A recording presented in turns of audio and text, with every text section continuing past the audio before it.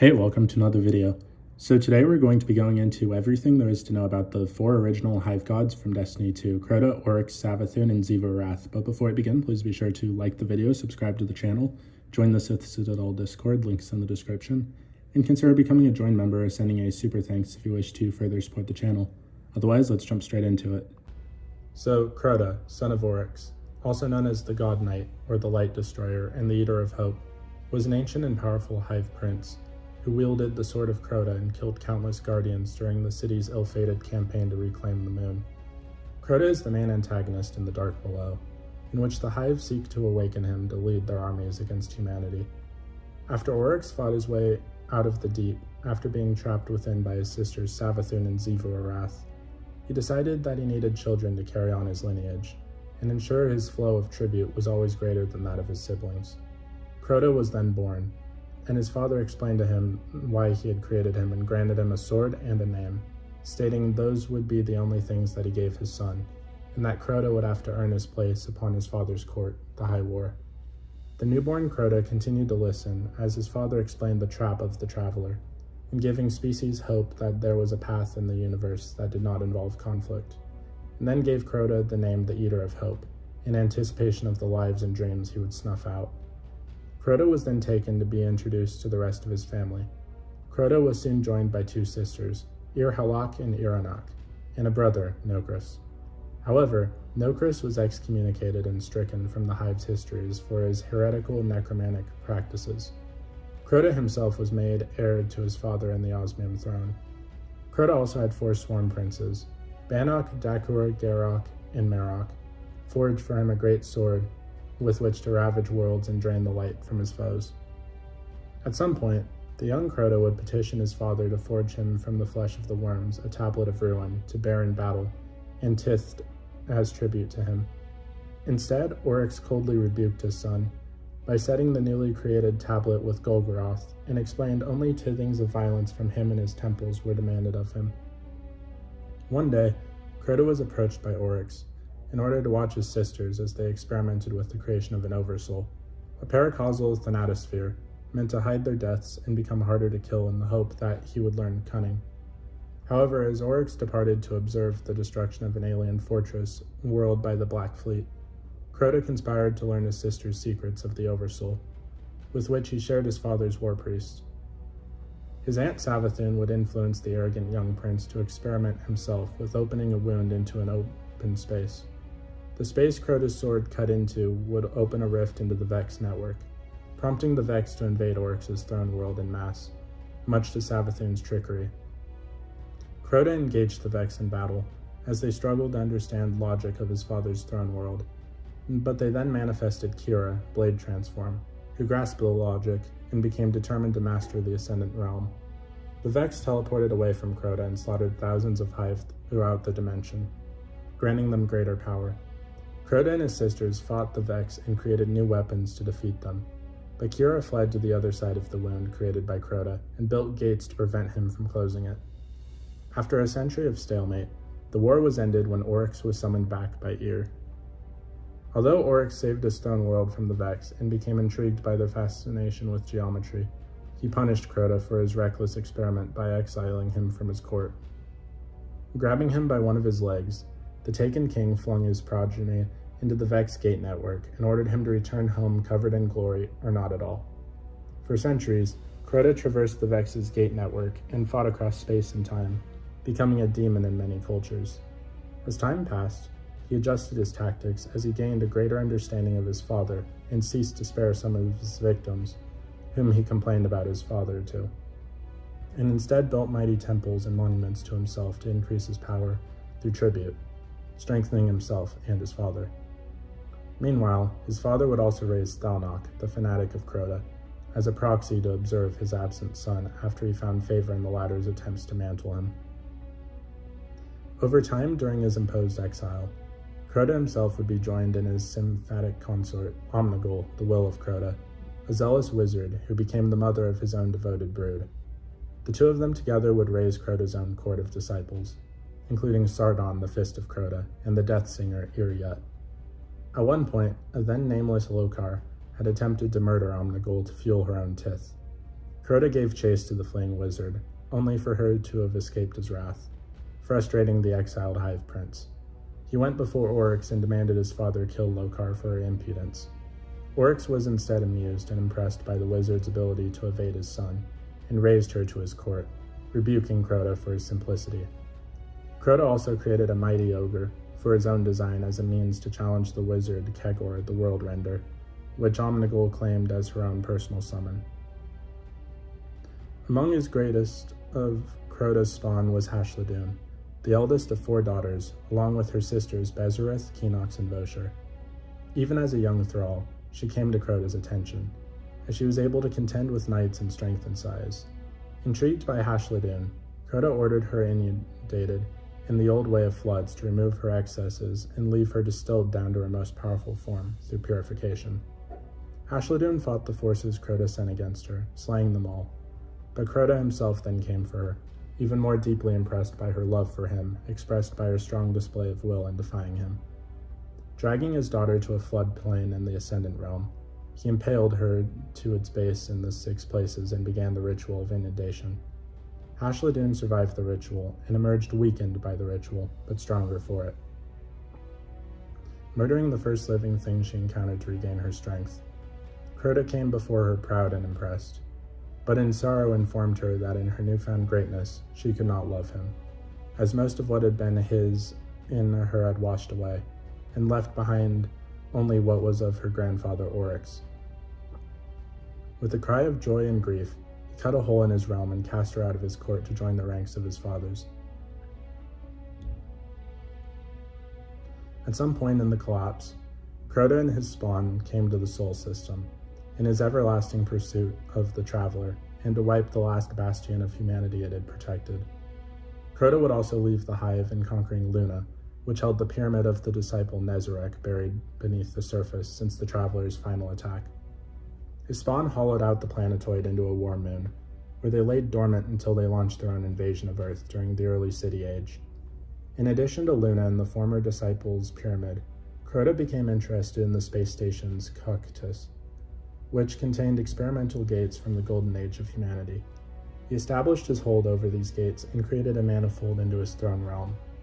From there, Crota and his brood could commune with whispers echoed through the his gates, learning to create the first weapon of sorrow. The Guardians barely repelled the Hive offense at the Battle of the Burning Lake, not realizing the true threat that the Hive posed. They launched a counterattack on the moon, which was later called the Great Disaster. The sword logic proved to be too much for the Guardians, as countless heroes fell before Crota's blades. The God Knight himself would emerge from the abyss as he cracked Luna's surface with every stroke of his sword, and took the light of every Guardian life that it fell.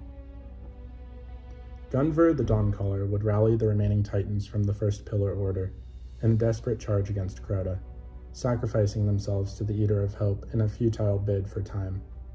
Soon he would face the legendary Titan Wei Ning, overwhelming the striker with the paracausal might of the sword logic as he impaled her upon his cleaver. As a further show of dominance over his foes and their light, Crota took the life of a Guardian using their own ghost, whose shell was hammered into a knife. His leadership and the power of his sword led to the Hive hordes to victory during the battle, slaying thousands of Guardians and driving them away from the moon for more than a century out of fear of Crota's power. Despite this great victory for the Hive, Crota's plans for further conquest of humanity were put on hold due to his father calling him back to the Ascendant plane for their final victory together. Within the Sea of Screams, however, 2 knights, one of Oryx and one of Zivo-Arath, engaged in a duel of honor in their respective masters. The duel ended in a draw, but both flung themselves into the depths of an abyss, so the Knight of Oryx failed to make his tribute to a champion of Crota. The setback cost Crota's champion a significant tribute at the necessary time, and thus led to his defeat in a duel against the Sergeant of the God of War. Having suffered a major loss of temples and tributaries for his father, Crota judged it best to sleep upon his throne world and recover his lost tiths while his soul remained tethered to the Ascendant Crystal, giving him a quick means to return to the real universe once his strength was restored. He would also entrust his own sword to the 4 Swarm Princes of the Hidden Swarm, to guard within the depths of the Hellmouth until his return to the physical world. Seeking revenge for the great disaster and the death of Wei Ning, Ariana III led 5 other guardians in an attempt to assassinate Crota within his throne world, but the hordes of Hive dwelling within the Hellmouth managed to overwhelm the fire team, picking them off one by one. Only one of the guardians, Eris Morn, survived, forever changed by her harrowing experiences trapped in the Hellmouth and obsessed with ending Crota before he awoke. Decades later, Crota's court began preparing for his return to the physical realm by invading the Cosmodrome on Earth, with his consort Omnigul leading the effort to raise the Hive army for a full-scale invasion of the city upon his return. Having foreseen the imminent return of Crota, Eris called upon the aid of a newly risen Guardian to aid her in dismantling Crota's army. The Guardian successfully assassinated Crota's closest lieutenants, including the Swarm Princes and their commander, Sardon. As Crota's resurrection draws near, Eris guides the Guardian to the moon, where the chamber housing Crota's soul was located. The Guardian arrives in the midst of the summoning ritual, and works to disrupt it and slay the ritualist wizards. The crystal tethering Crota's soul in the Chamber of Night would be sent back to the Ascendant realm, banishing his shadowing presence from the physical world, and thereby preventing his corporeal return. Afterwards, Crota's horde was thrown into further disarray when the Guardians killed Omnigul in a strike operation, which prevents any further attempt to fully revive him. Crota's end would be met by the Guardian leading a newly formed raid team upon the Oversoul throne. Entering from the deepest pit of the Hellmouth, the Guardian summoned Crota from his crystal to engage in his own throne world, surrounded by his army of Ascendant Hive. When conventional means failed before the Hope Eater, the Guardians turned Crota's own sword logic against him with the cleavers of his broken blades, permanently killing him. Crota's demise ultimately caught the attention of his father Oryx, the then God King of the Hive and Master of the Taken. Enraged by the death of his son, Oryx would bring his dreadnought into the solar system and lead an army of Hive and Taken in revenge against the Guardians. Ironically, Crota's lingering ascendant power was necessary for the Guardians to access the Rupture Gateway into Oryx's sanctum. Returning to the Chamber of Night that tended to the crystal that housed Crota's soul, the Guardians were able to gain a shard of the crystal, but it did not hold a piece of his soul. The Guardians now had to disrupt Crota's death ceremony to gain a sliver of his soul. Entering Crota's fortress, the Guardians narrowly slipped past the Hive defending his tomb, and were able to fill the shard with Crota's death essence. With the Ascendant Shard, the Guardians were successfully able to enter Oryx's throne and defeat him. Like his son, Oryx would later fall to the Guardians who killed Crota, when he was slain by them in his own throne world within the Ascendant Plane. Crota's disowned, heretical, and forgotten brother Nokris would make his own stand against the Guardians, after arising from slumber in the icy depths of Mars' Hellas Basin with his master, the worm god Zal. The Herald of Zal sought to conquer the Red Planet for his god, but like his former family, Nokris would fall against the Warrior of Light. As Crota was the first Hive god the Guardians ever faced and one of their most notorious foes, he haunts the Risen in their memories. Following the Scorn hunts and the continuous fight for the Dreaming City, Crota's form would manifest as a nightmare blocking the Guardians' path to the derelict pyramid beneath the Scarlet Keep. The newly spawned nightmare of Crota would prove too much for the Guardian to face, who took an essence from it before they were saved by Eris Morn. The Guardian would later face the Crota nightmare again as they were coaxed into the interior of the pyramid, which they then succeeded in destroying. Crota's immediate family would be survived by his daughters, Bezereth, Vosher, Keenox, and the eldest Hashladun. Atop the newly erected Scarlet Keep upon Luna in Sorrow's Harbor, the daughters laid plans for the Hive's future, and to achieve vengeance by creating a deathless champion under their control through heretical means. Hashladun and Bezereth would both be killed by Guardians, leaving Vosher and Keenox to complete their work while hiding out. Unfortunately for Crota's line, both Vosher and Keenox, along with their own children, would be killed by Osiris, when Savathun lured the remnants of the Scarlet Court into one place to be destroyed in one fell swoop. The Witch Queen planned this in belief that the bloodline of Oryx had run its course. In his youth, Crota was a great warrior, although extremely brash and arrogant. His father Oryx believed he lacked the cunning of his sisters, which led to Crota being easily tricked by his aunt Savathun into opening a portal into the Vex realm. which taught the machines the sword logic and planted the seeds for the eventual taking of Kira, the blade transform. As the millennia wore on, Crota gained more respect for his father and a greater understanding of the sword logic, increasing both their power through mighty temples of tribute. He exiled his brother Nokris and remarked that he had a taste for glory. By the time of the Great Disaster, Crota had reached the pinnacle of his strength and could easily wipe out hundreds of light-empowered guardians, including Wei Ning, one of the last city's greatest champions. Oryx, the Taken King, born Arish, and formerly known as Arix, meaning the Long Thought, was the sovereign of the Osmium throne, the god king of the Hive, and the master of the Taken. Reborn in the darkness itself through a wicked pact with the worm gods, Oryx is the founder of the Hive race, alongside his sisters and fellow deities, Savathun the Witch Queen, and Zivorath, the god of war. Of all the Hive gods, he alone held the power to bend other races to his will through the power to take.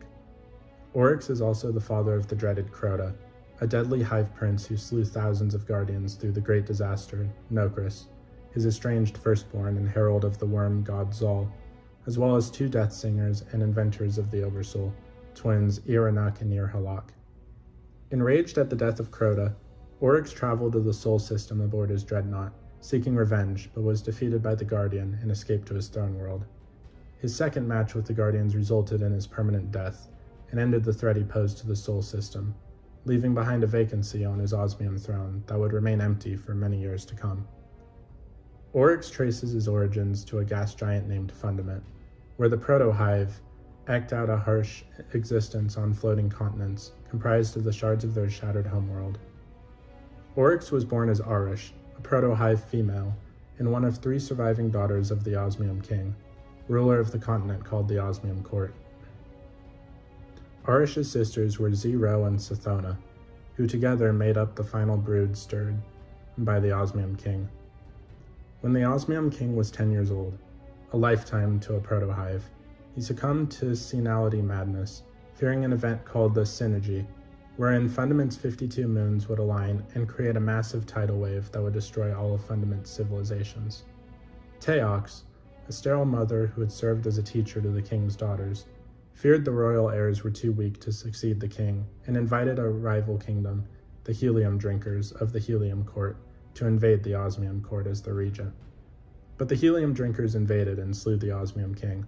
But Arish and her sisters, 2 years old at the time, escaped on a ship and vowed to return one day for their revenge. After a year of traveling the sea, the sisters salvaged an ancient high-tech ship they called the Needle from the Shibui Maelstrom.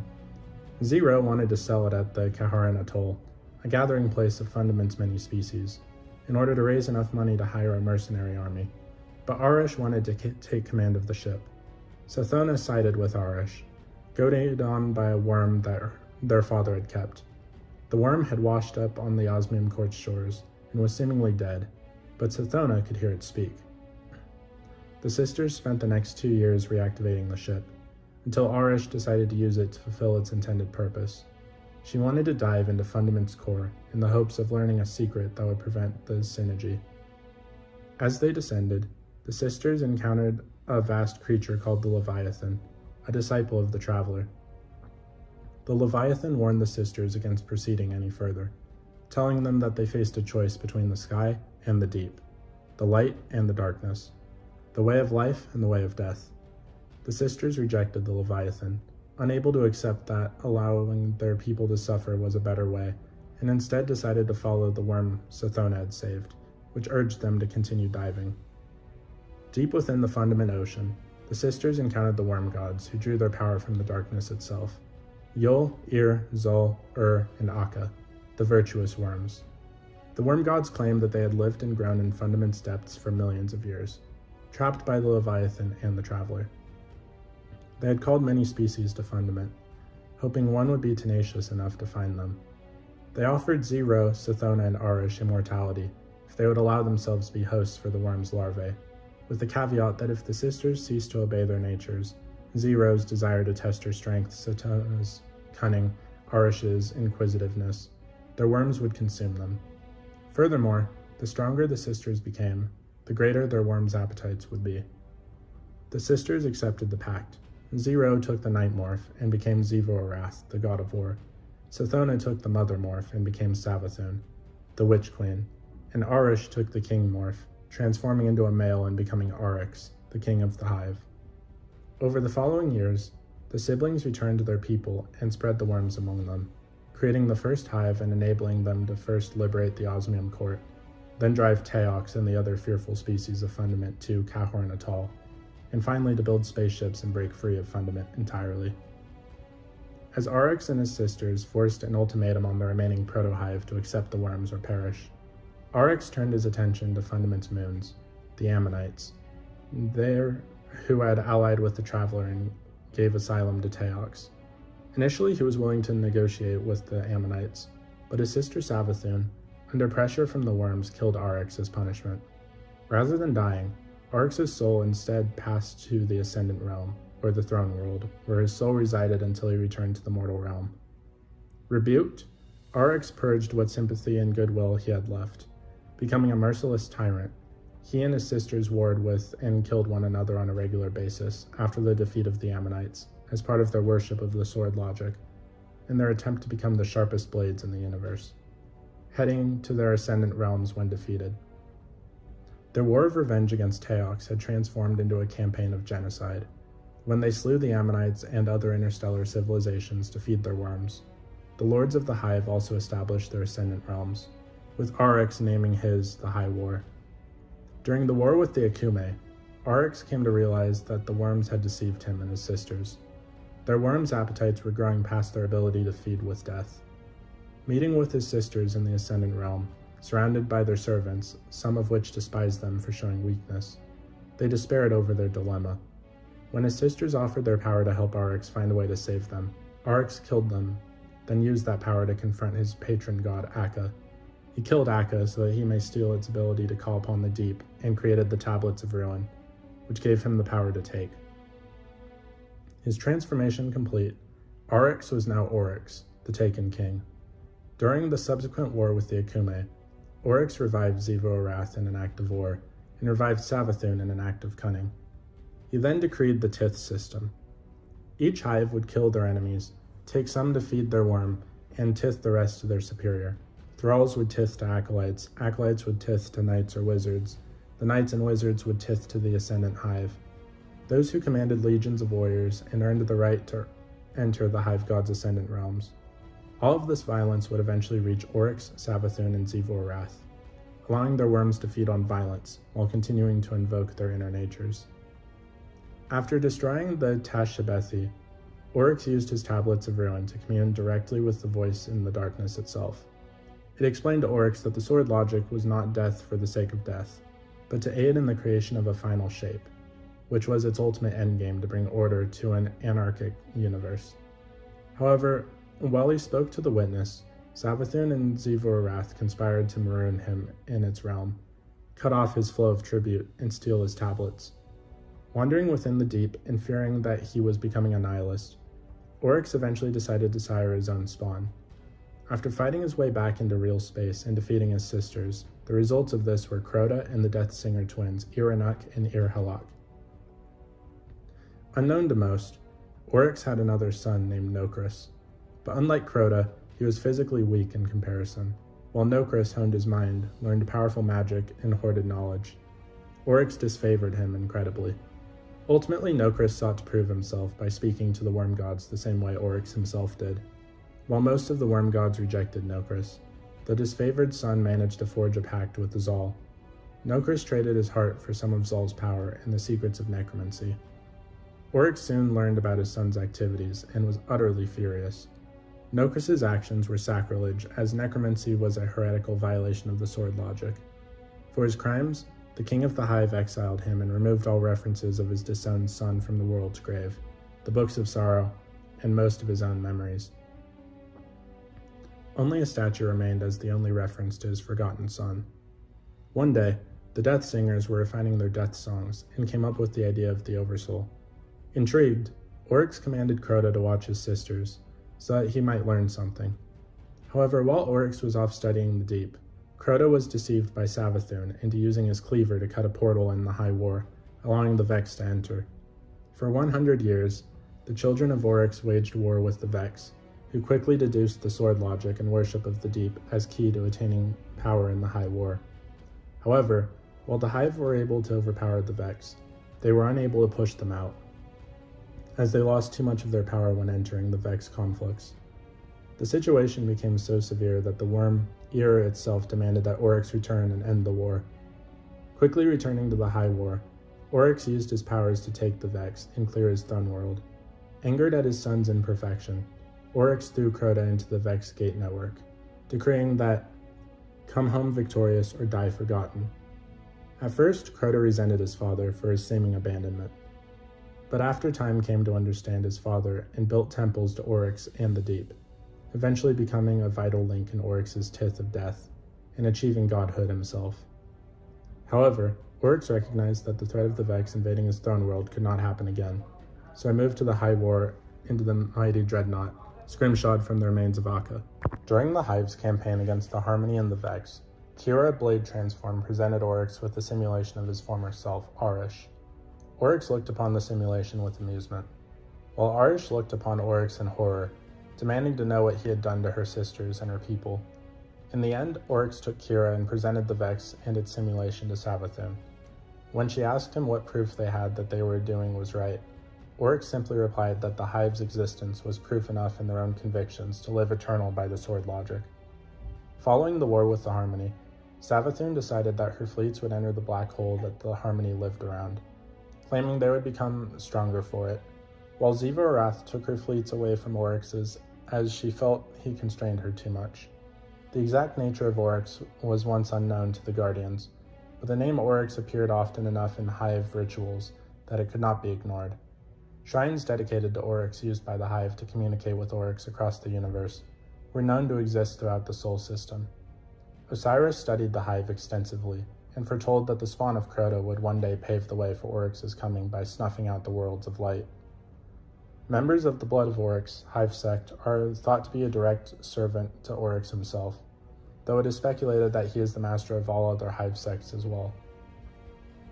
After learning of the death of his son, Crota, Oryx personally traveled to the Sol system aboard his dreadnought, accompanied by a Hive fleet and his taken army.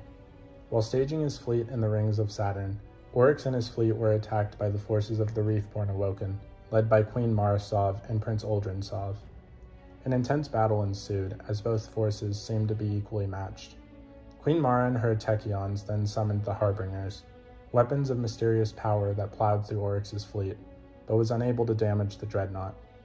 Oryx activated his Oversoul in return, and unleashed a massive wave of energy that not only destroyed the Awoken fleet, but also his own, and created a massive hole within Saturn's rings. Now with his forces stalled above Saturn, Oryx was forced to stand down his invasion of the inner system, and therefore unleashed his Taken to regain his lost advantage.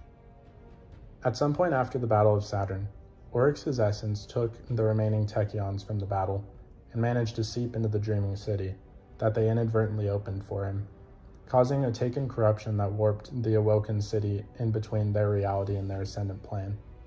There it reached Riven, last of the known wish-granting Amakara that Mara Sov had hid away. Oryx offered to take Riven away.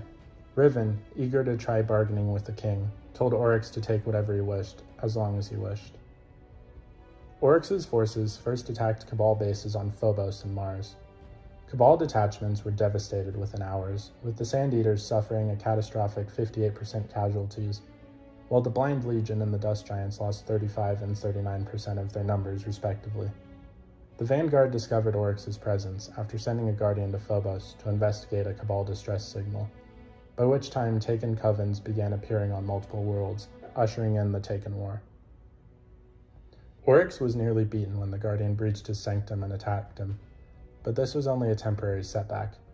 Using his Taken powers, he warped himself into the Ascendant plane. Meanwhile, his Taken, led by his Echoes, continued to harass the system.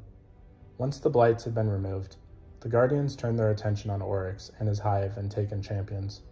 By overthrowing the court of Oryx and killing his minions, they were able to invade deeper into the Dreadnought. After killing his closest allies, like the War Priest and Golgoroth, including his own daughters, Oryx returns to fight the Guardians once more, this time having transformed himself into his true Ascendant form, a gigantic monster with the power to crush the Guardians with his fists. Here he attempted to pull the Guardians into the darkness and take them, but they were able to use Oryx's own captured light against him.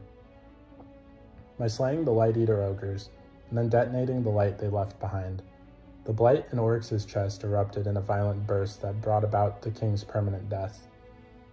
Through his lifeless, calcified body was left adrift in orbit around Saturn. Oryx's ravenous heart, however, remained. Eris Morn used the heart to construct a weapon, the Torch of Malice. Ironically, in accordance to the Book of Sorrow, Oryx had intended this, as it would have been his final means of maintaining his ascendant immortality through the continued use of the ravenous heart to feed, as well as mantling the one who vanquished him as his successor to the Osmium throne. He only succeeded in one of his goals, however. The one who defeated him, the Guardian, would not take Oryx's throne, and therefore defied the logic Oryx spent millennia perfecting. Known as the first navigator in life, Oryx's defeat would leave the Hive and the Taken leaderless within the Sol system, but unfortunately they were still enough of a threat that the Guardians continued to fight them. The Taken in particular languished without the Master's power, and continued to decay unless someone took Oryx's place.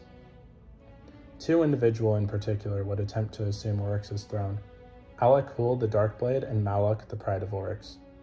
However, both were quickly killed by the same Guardians who defeated Oryx, before either could take up the mantle of the Taken King. A third individual, Norusk, the servant of Oryx, attempted to flee the prison of elders, but was slain by a fire team before he could assume the throne. Even by the time of the Red War, the Taken continued to haunt the system, primarily on Earth and Io, and it appears that Oryx's sister, Savathun, has not only taken command of Hive broods on Titan, but is also attempting to seize control of the Taken. At the end of the Red War and the reawakening of the Traveler in the frozen ice caps on Mars, the worm god Zol awakened to destroy the war-mind core of Rasputin. Leading Zol's army was Oryx's loss and Ison's son, Nokris. However, like Crota and Oryx, Nokris would fail against the Guardians, and Zol followed shortly after. However, it turned out both Zol and Nokris would find a way to cheat death, the former by transforming into the Whisper of the Worm, using the anthem Antheman, in a similar vein to Oryx, and the latter thanks to Zol's power and his own knowledge of necromancy. At a later date during the chaos that engulfed the reef, Savathun gained a new and powerful ally in the Amakara Oryx had taken during the beginning of the Taken War, Riven. It is implied that his defeat was due in some way to his previous bargain with Riven. Nonetheless, without a master, Riven was aimless until the Witch Queen encouraged the wish-making creature to serve her, allowing her to be closer to gaining full control over the Taken. Though Riven would ultimately fall to the same warrior of light that defeated Oryx, her physical death would allow the Dreaming City to be taken. Meanwhile, Oryx's youngest sister, Ziva-Arath, the Hive God of War, has also begun a campaign of the Hive and Taken to raid the Dreaming City of its secrets. This is likely the result of possible collusion between the two Hive God sisters against the Guardians that vanquished their brother. Oryx's name and form would continue to haunt the Guardians who defeated him.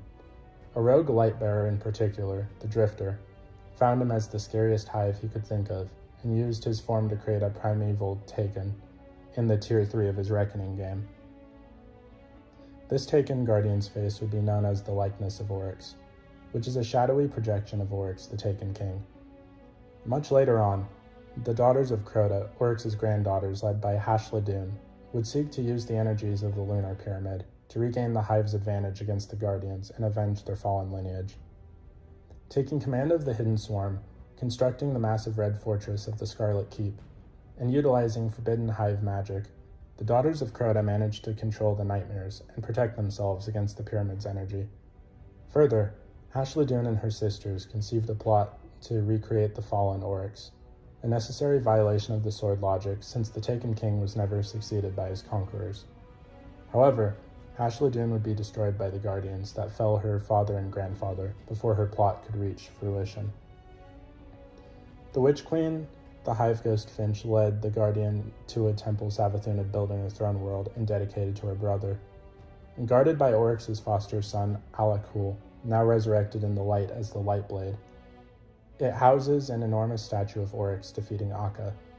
More importantly to the mission, though, It also turned out to be the resting spot of one of the tablets of ruin.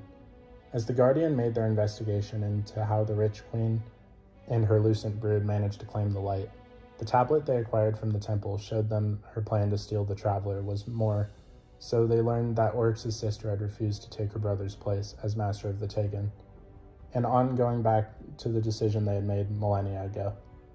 In contrast, Xivo Arath remained steadfast on the path Oryx and their family once walked together on, remaining furious at his death, but more so on the fact the Guardians did not take his place, calling it blasphemy. The Hive god of war would eventually consult with her fallen brother during her time in continuing the goal of reaching the final shape, regaling her exploits in conquering to battle, and her fury in Savathun's conversion to the light. In the end, Xivo Arath vowed to honor Oryx as the navigator that he was by ensuring the final shape happens. When Titan returned to the solar system after being absorbed by the Witness's powers, Oryx's body was found on the seabed, after stopping an attempt by the Lucent brood to revive the Taken King. A team of the Hidden descended into the abyss to recover body samples for analysis. Following this were found concentrations of Taken energy in the cellular structure, and a darkness still active, but without direction and willpower, still capable of inducing hallucinations to those that came near it. This allowed the body to absorb knowledge and memories, but not to react. Furthermore, the biological mass of the corpse demonstrated a slow but active mitosis, which led the body to grow and change even without a mind. Despite the Hidden's advice to dispose of the body, Ikora decided to extract the corpse and hide it in a secure vanguard site, as she did with Savathun. Xivo Arath, the god of war, formerly known as Zero, is a Hive god and youngest sister to Savathun, the Witch Queen, and Oryx, the Taken King. Together with her two siblings, she was a progenitor of the contemporary Hive species, and one of its chief gods, having made a pact with the worms of Fundament. She is driven to become the mightiest warrior in the universe, and her influence is present wherever armed conflict takes place. Xivo Arath was born Zero on the gas giant of Fundament, with her sisters Arush and Sathona. Her father was the Osmium King, the ruler of the Osmium court. She was a member of a short-lived proto-Hive species called the Krill, whose original homeworld had crashed into the gas giant millions of years ago. As a young Krill, she was fascinated by her surroundings, attempting daring feats that would have killed lesser beings. She took 6 of the Stormjoy's bait stars because of this. Above all, she wanted to be a warrior, a knight like her father's warriors. When her father became mad and raved about the Sinigi and the helium drinkers invaded at the urging of Teox, Zero used her bait stars to help her sisters escape, and confronted Arush as they fled their home. Together with her sisters, she swore a blood oath on the mast of their ship, upon her left eye, to avenge their father and kill Teox.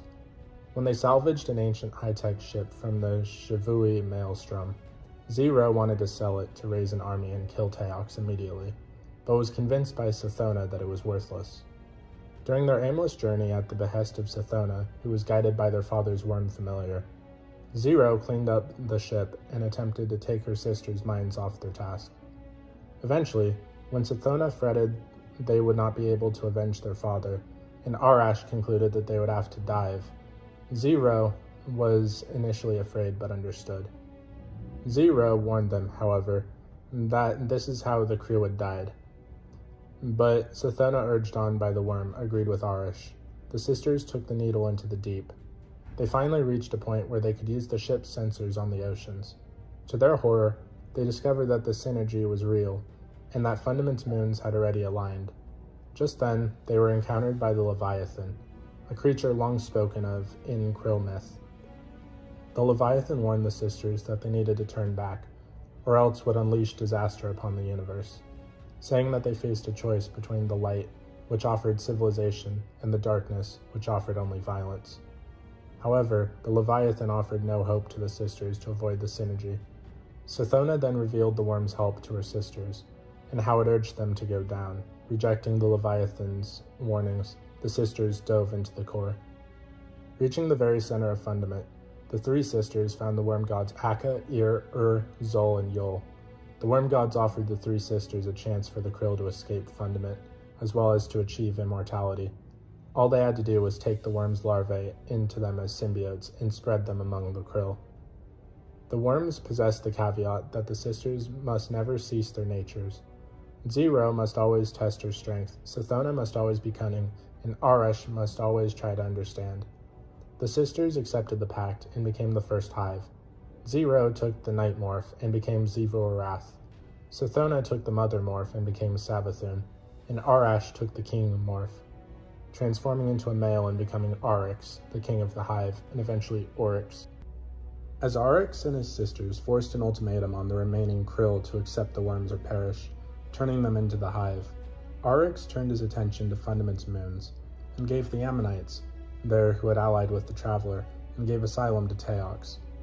Initially he was willing to negotiate with the Ammonites, but his sister Savathun, under pressure from the worms, killed Arix as punishment. But rather than dying, Arix's soul instead passed to his ascendant realm, or throne world, where his soul resided until he returned to the mortal realm. Rebuked, Arix purged what sympathy and goodwill he had left, becoming a merciless tyrant. He and his sisters warred with one another on a regular basis after the defeat of the Ammonites as part of their worship of the sword logic, and their attempt to become the sharpest blades in the universe, heading to their ascendant realms when defeated. Their war of revenge against Teox had transformed into a campaign of genocide, when they slew the Ammonites and other interstellar civilizations to feed their worms. While Arix and Savathun established courts to practice and study the sword logic, Zivu-Arath declined, declaring that her court would be everywhere war was found. During the war with the Akume, Arix came to realize that the worm had deceived him and his sisters. Their worms' appetites were growing past their ability to feed with death. Meeting with his sisters in the Ascendant Realm, surrounded by their servants, some of which despised them for showing weakness, they despaired over their dilemma. When his sisters offered their power to help Arix find a way to save them, Arix killed them, and used that power to confront his patron god Akka, the Worm of Secrets. He killed Akka so that he may steal its ability to call upon the deep, and then created the Tablets of Ruin, which gave him the power to take. His transformation complete, Arix was now Oryx, the Taken King. During the subsequent war with the Akume, Oryx revived Zivu-Arath in an act of war, and revived Savathun in an act of cunning. He then decreed the Tith system. Each hive would kill their enemies, take some of their feed to their own worm, and tith the rest to their superior. Thralls would tith to acolytes, acolytes would tith to knights or wizards, the knights and wizards would tith to the Ascendant Hive, those who commanded legions of warriors and earned the right to enter the Hive God's Ascendant Realms. All of this violence would eventually reach Oryx, Savathun, and Zivu-Arath, allowing their worms to feed on violence while continuing to invoke their inner natures. Following the Golden Amputation, Oryx declared to his sisters that the Hive had conquered its way to the edge of the deep, and that it had granted him a personal audience. As Oryx retreated into his throne world to commune with it, Savathun conspired with Zivu-Arath to strand him there and steal his Tablets of Ruin by cutting off the tribute flowing through his Tith system. They were ultimately unsuccessful. On returning, Oryx deceived Zivu-Arath and poisoned her own flow of tribute, so that she could never try to steal his tablets again. In the aftermath of this attempted betrayal, one of Oryx's daughters, Ir-Halak, visited Zivu-Arath's throne world and tested her death song there. All who heard it were irreversibly killed. Zivu-Arath complained about Ir-Halak's behavior to Oryx, who was greatly amused. After the Vex invaded Oryx's throne world, Savathun tipped Zivu-Arath off as to its location. Zivu-Arath planned an ambush, but Oryx, aware of his own vulnerability, evaded her by moving his throne into the Dreadnought. Following the war with the Harmony, Savathun decided that her fleets would enter the black hole that the Harmony lived around, claiming that she would become stronger for it, while Zivu-Arath took her fleets away from Oryx's, as she felt he constrained her too much. A year following the Red War, Zivu-Arath began committing some of her forces to the solar system, possibly in aid of her sister Savathun or for her own schemes.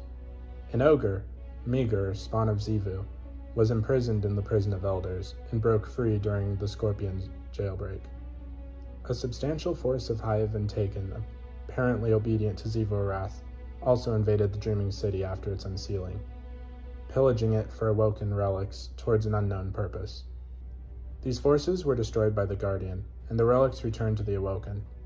At some point, her sister Savathun had been secretly working in her name to undermine the Cabal homeworld of Tabadal, corrupting Evocate General Arath into becoming a worshipper of Arath.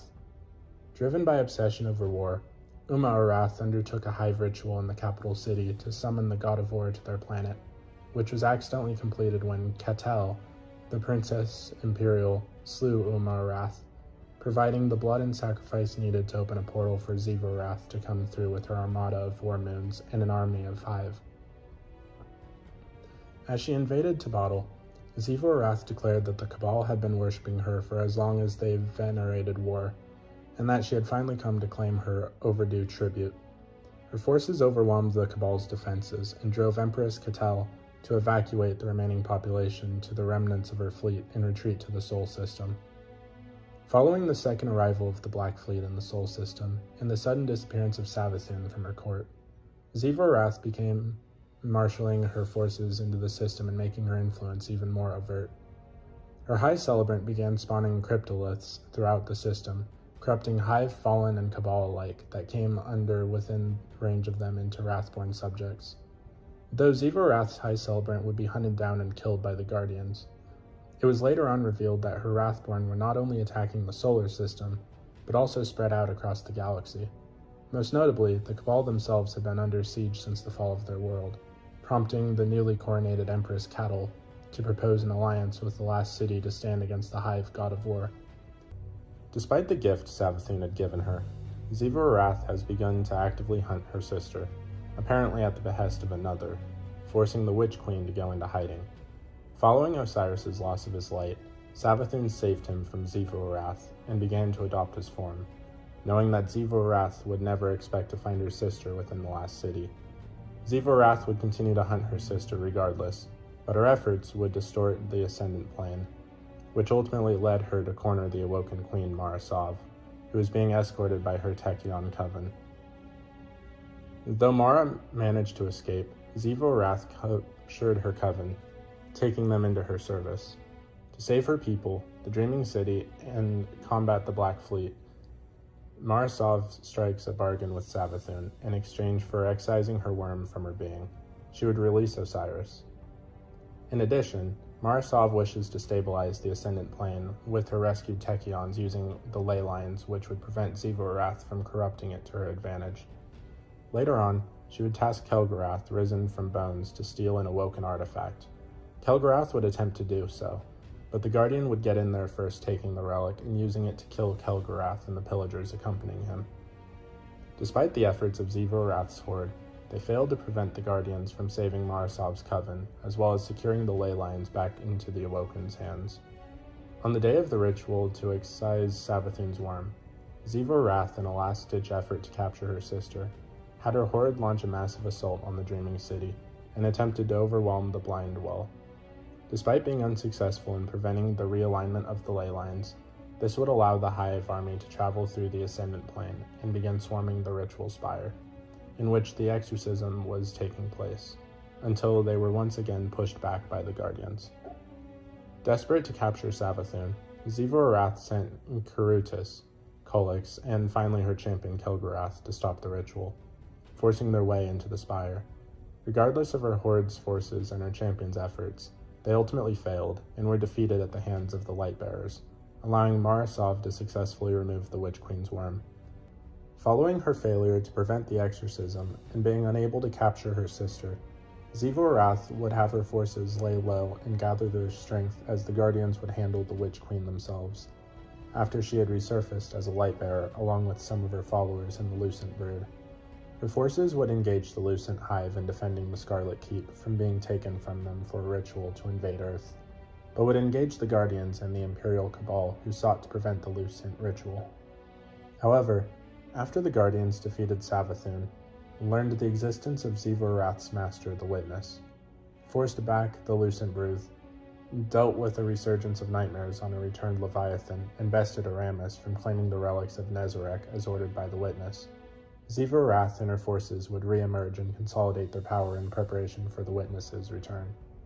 In addition, Arath would be ordered by her master to punish Aramis for her failure by summoning the majority of the House of Salvation into her Wrathborn. Some of the house's leaders were even slain, and then raised to scorn. To prepare for the Black Fleet's return and weaken the denizens of the Sol system, Xivu Arath and her Wrathborn sought to corrupt the Warsat network, which remained vulnerable ever since the Warmind Rasputin was left incapacitated by the Black Fleet's earlier arrival. With the aid of House Salvation splicers, the Wrathborn and Xivu Arath's horde managed to gain access to some of Rasputin's defense systems, even gain entry into the Seraph Station, the main hub of the network. But the whole Warsat network remained out of reach. To gain full control over the Warmind's arsenal, Xivu Arath directed her forces to seek out and subjugate one of the Warmind's creators, Clovis Bray, who existed as an AI within the exoscience labs on Europa. Her combined force of Wrathborn, Fallen, and Hive gained entry into the labs, and nearly claimed Clovis, but the scientist would be rescued by the Guardians, as they sought him out to restore the Warmind. The Guardians would reluctantly work with the Bray Patriarch, who would direct them to seek out the submines, pieces of the Warmind that were separated from Rasputin in the event of damage. Xivu Arath would have her forces guard these vaults from assaults, but the Guardian would instead infiltrate the vaults, slay their defenders, and claim the data they need. One defender was her most loyal and devoted warrior, Kelgarath, returned once more despite his past failures, now made a Darkblade. After the Guardians gathered enough submine data for Rasputin to speak directly and reveal Clovis's deception, leading to him being cast out by his granddaughters, Marasov would begin to have suspicions on Xivu Arath's motives. Noting that the War God's armies are legion, yet using only her Wrathborn as token-level force, and she is more tactician than brute than originally believed, the Awoken Queen suspected that corrupting the Warmind's network may not be the end goal Xivu Arath is seeking. Remembering that Xivu Arath's worm feeds off of destruction and conflict, just as Savathun's worm fed off of guile and deceit, Mara would come to the conclusion that Xivu Arath's true plan is her wanting the Guardians to restore Rasputin, and have him use his vast arsenal to smite her Wrathborn, to not only feed her worm from the destruction that would follow, but also fuel a powerful ritual.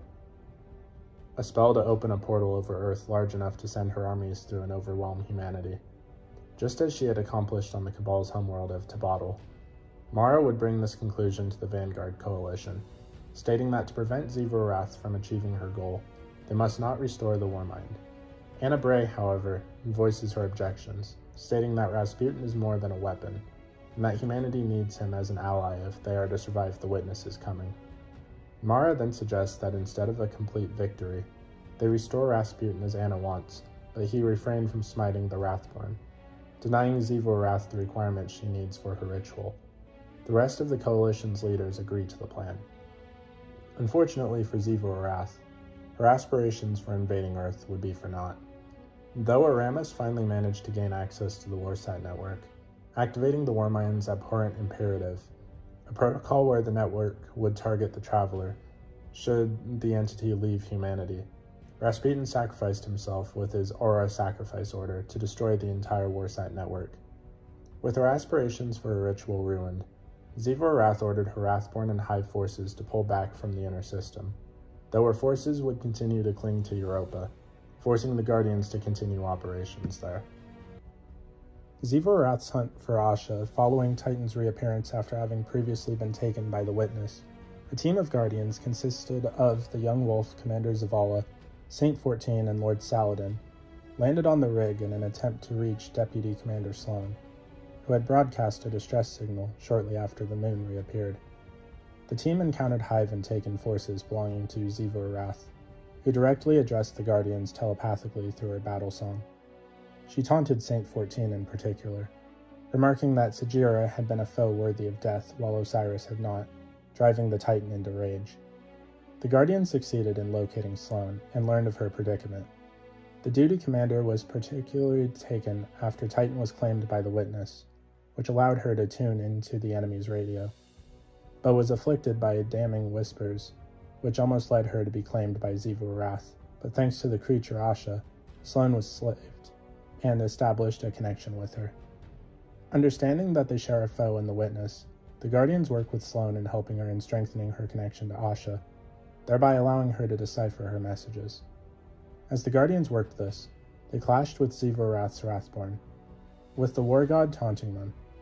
However, as the Guardians learned about the Lucent Hive attempting to conduct a ritual to resurrect Oryx with the light, they found calcified fragments that recorded Ziva-Wrath's personal thoughts regarding the Hive's purpose in enacting the final shape, in her potent grief at the loss of her brother. Despite the efforts of her Hive and Taken, including Kel'Garath and those who once served the Witch Queen, the Guardians managed to gain enough Igora to help Sloane interpret Asha's messages, including one where she spoke of the Witness's origins. However, during one of the Guardians' deep dive missions, Ziva-Wrath sensed an opportunity to strike at Asha while the Guardian was distracted, conducting a ritual that struck Asha, forcing the worm to leave the safety of the arcologies to a ritual site in a vain attempt to disrupt the ritual, but ended up captured.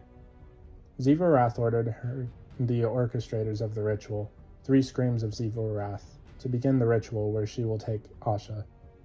The Coalition caught wind of this, and the combined efforts of Sloane, Saint 14, Saladin, and Zavala occupied her forces enough to allow the Guardian to reach the ritual site.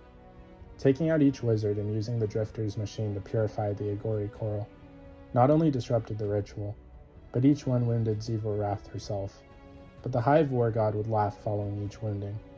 Yet regardless of her Hive and Taken forces, Ziva-Wrath's ritual failed, allowing Asha to return safely and deliver the last piece of her message, while her forces initiated a full retreat.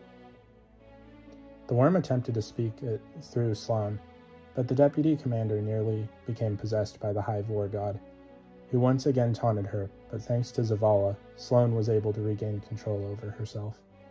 With her connection clear, Asha spoke through Sloane and informed the Vanguard that while the path to the Witness is obscured, one individual may know a way to follow. One Asha speaks as she who hides the truth in deception, Savathun herself. If the Vanguard wishes to follow and stop the Witness, then they will have no other choice but to allow the Witch Queen to be revived. Following her failure to take Asha, Ziva-Wrath communed with the Witness upon the Dreadnought, who expressed its doubts as to Zivu's abilities, and nonetheless commanded her to prepare to fight against Savathun in the event the Vanguard chose to allow her resurrection. She would allow the Guardian an audience inside her temple, underneath Kraken Mare. With this invitation, she issued a challenge to them, to defeat a Taken knight named Cole, the Executioner Knight, then a powerful tormentor in her service, Omen, Blade of the Black Terrace.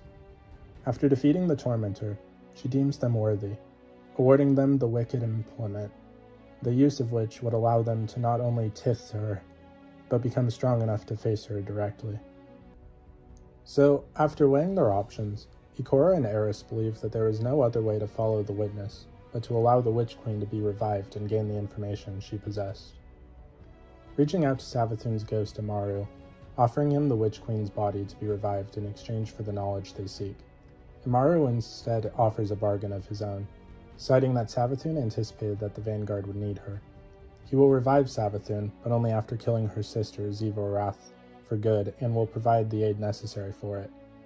Despite the terms, Ikora and Eris agree, but after journeying through Savathun's spire and hearing a recording from her stating that they cannot confront Ziva-Wrath directly, for the Hive God of War cannot be defeated conventionally, for she feeds off of all conflict.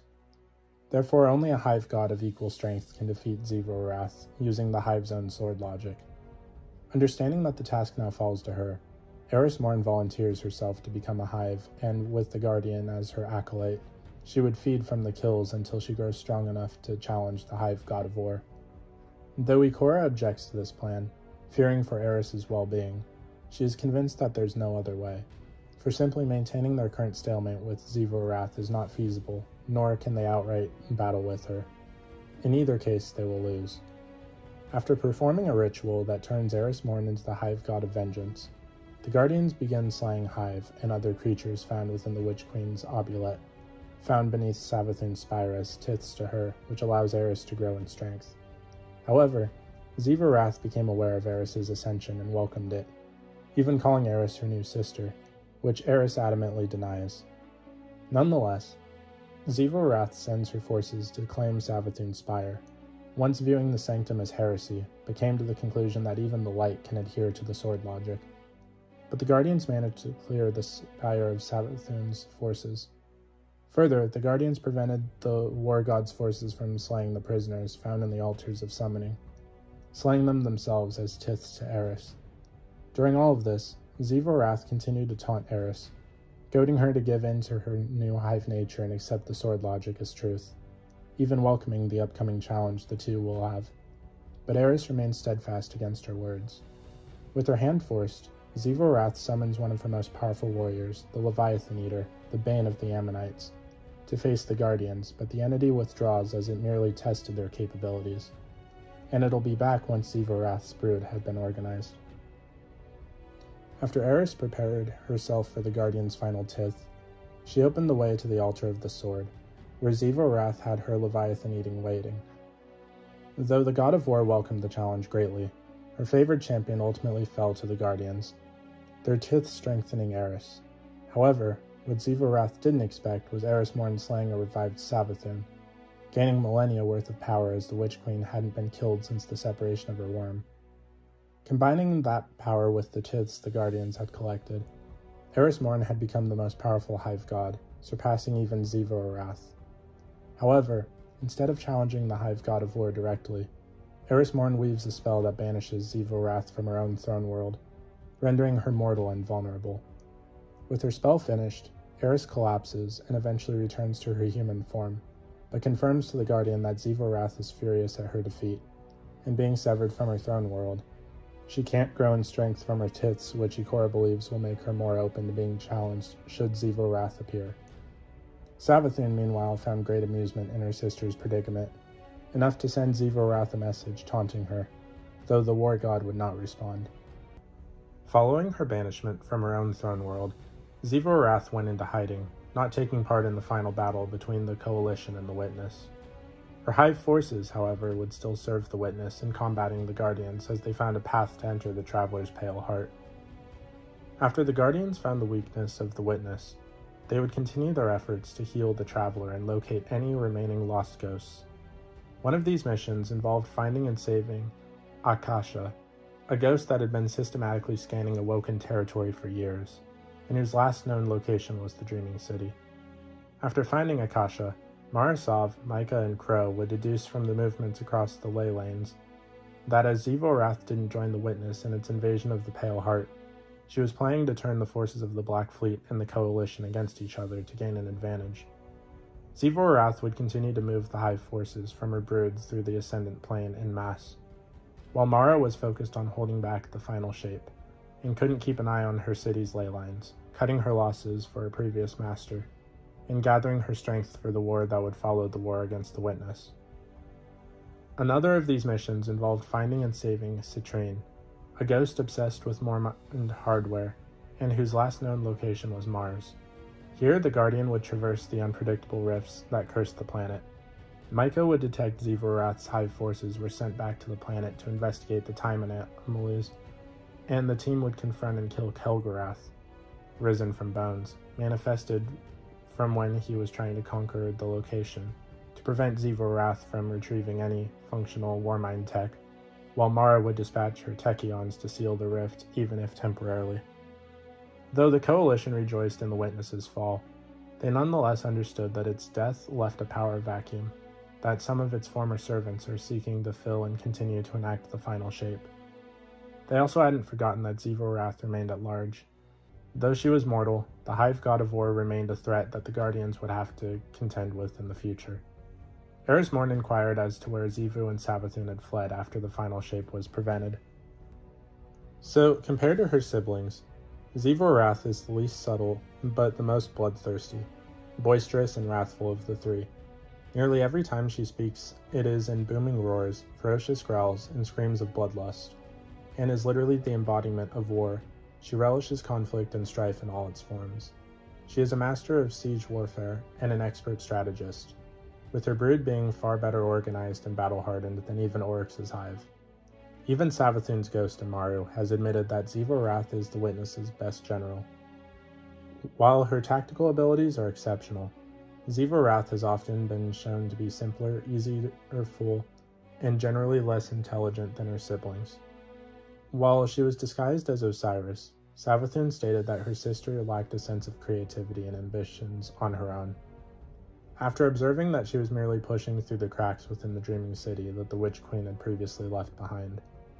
However, it would be gravely foolish to underestimate Xivu-Arath. For what she lacks in subtlety, she makes up for in determination, cruelty, and ferocity. She has also proven very adept at emotional manipulation, most notably with Sloane after Titan was taken, mocking her and tempting her to give in to the violence. In Xivu-Arath's own words, she targets her enemies' weaknesses and infects them.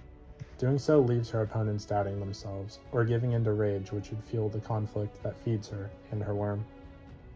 Xivu-Arath values persistence as much as she does strength, as she is empowered by the willingness of others to remain fighting. This is best exemplified by her continued support of Kel'Garath risen from bones, whom she continued to resurrect and propped up as a steady source of tith, despite his repeated defeats and deaths. Xivu-Arath continues to be a fanatical believer in the Hive's sword logic, even as her sister and various other lesser Hive have abandoned their beliefs and turned to heresy. When learning of Oryx's death and his slayer's refusal to assume his mantle as the Taken King, Xivu-Arath became utterly furious and hysterical, calling it blasphemy. She felt utter betrayal when she learned that Savathun had turned her back on the darkness and converted to the light. Eris Morn derisively stated that Xivu-Arath is desperate to prove the sword logic, in order to vindicate the Hive's efforts and prove the Traveler's path as a lie. Eris further described Xivu-Arath's desire for the sword logic's truth, of a world without doubt, pity, or grief, as being akin to a child's cry. Following her brother's death, Xivu-Arath outright asked herself whether or not her decision to take up the sword logic and side with the witness was all for nothing. To Xivu-Arath, as they were all virtually Hive, love and hate are essentially equivalent to concepts. Though she killed Oryx many times in the past, Xivu-Arath has nothing but glowing praise and affection for her brother, as seen in the memories found in the Ghosts of the Deep mission. Xivu-Arath sees him as a source of inspiration and guidance throughout their lives, as both Krill and Hive, calling him the navigator of her life. She was utterly furious after learning of his death and laments the doubt it left behind, audibly wailing when recounting his death, showing herself to be a sister in mourning. Her grief was such that she did not oppose the Lucent Hive as they sought to resurrect her brother in the light, a heretical violation of the sword logic, as it would bring her brother back after suffering a true death. Xivu-Arath's relationship with her sister Savathun is more complicated, as while the Witch Queen gifted her with the conquest of Tabotl, Xivu-Arath later relentlessly hunted her sister after learning of her intention to abandon the sword logic and betray the witness for the light, something that the war god found both heretical and infuriating. Savathun claimed that Xivu-Arath was actually hunting her out of fear of losing her, because separating herself from her worm would also render Savathun separated from her sister. Somewhat sadly, the Witch Queen admitted that however deeply she cared for Xivu-Arath, it wasn't enough to deter her from her chosen path.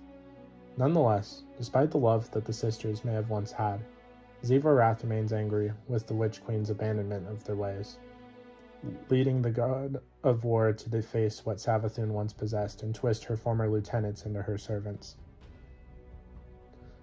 Zaven, the daughter of Xivu-Arath, is a taken knight, seen in the first part of the Oracle Engine mission. She, along with her siblings, were tasked with barring the way to the Oracle Engine from the Scorn, Awoken, and Guardians, which is where she'll meet her end by the Guardian. Assuming by name, she is one of several spawn of Xivu-Arath. Tyr Balak, the daughter of Xivu-Arath, is a taken knight seen in the first part of the Oracle Engine mission. She, along with her siblings, were tasked with barring a way into the Oracle Engine from the Scorn, Awoken, and Guardians, which is where she also meets her end by the Guardian, and is also a child of Xivu-Arath. And Rhaegar, the son of Xivu-Arath, is a taken knight seen in the first part of the same mission. He, along with his sisters, were tasked with the same mission to bar the way to the Oracle Engine from the Scorn, Awoken, and the Guardians.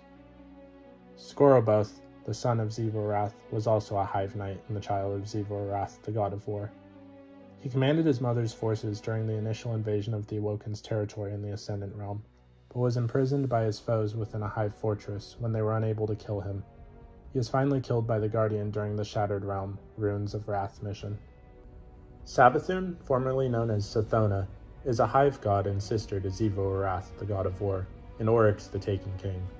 Together with her two siblings, She was a progenitor of the contemporary HIVE species and one of its chief gods, having made a pact with the worms of Fundament. She is driven to understand the deepest secrets of the universe, and gains power from the deception and confusion of those who seek to understand her unfathomable schemes. However, her true goals were revealed to undermine the Witness, and its goals of realizing the final shape, working her own secretive agenda from the inside to prevent humanity's extinction during the collapse, and to protect and preserve the Traveler at all costs. She had also schemed to free her kind from the worm's pact she originally made back on Fundament, pursuing other means to acquire sustenance beyond the sword logic. For her actions, she would become reborn as the first HIVE Lightbearer, with Amaru partnered as her ghost, with the two together created the Lucent Brood as her own army of light-wielding HIVE. Savathun was born Sithona on the planet Fundament. She was one of a short-lived species whose homeworld had crashed into Fundament millions of years earlier, with the shards of the planet forming Fundament's continents.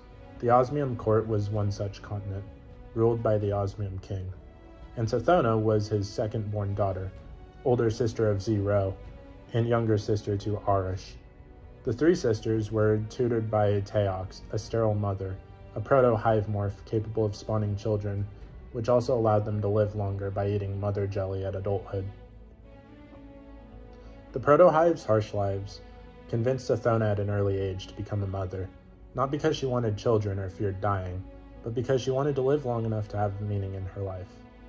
However, by the time her father turned 10 Fundament years, a lifetime by the standards of their species, he had discovered a dead worm on the shores of the Osmium Court, which he started tending to as a familiar, and began raving that the synergy, a prophesied disaster, would soon occur.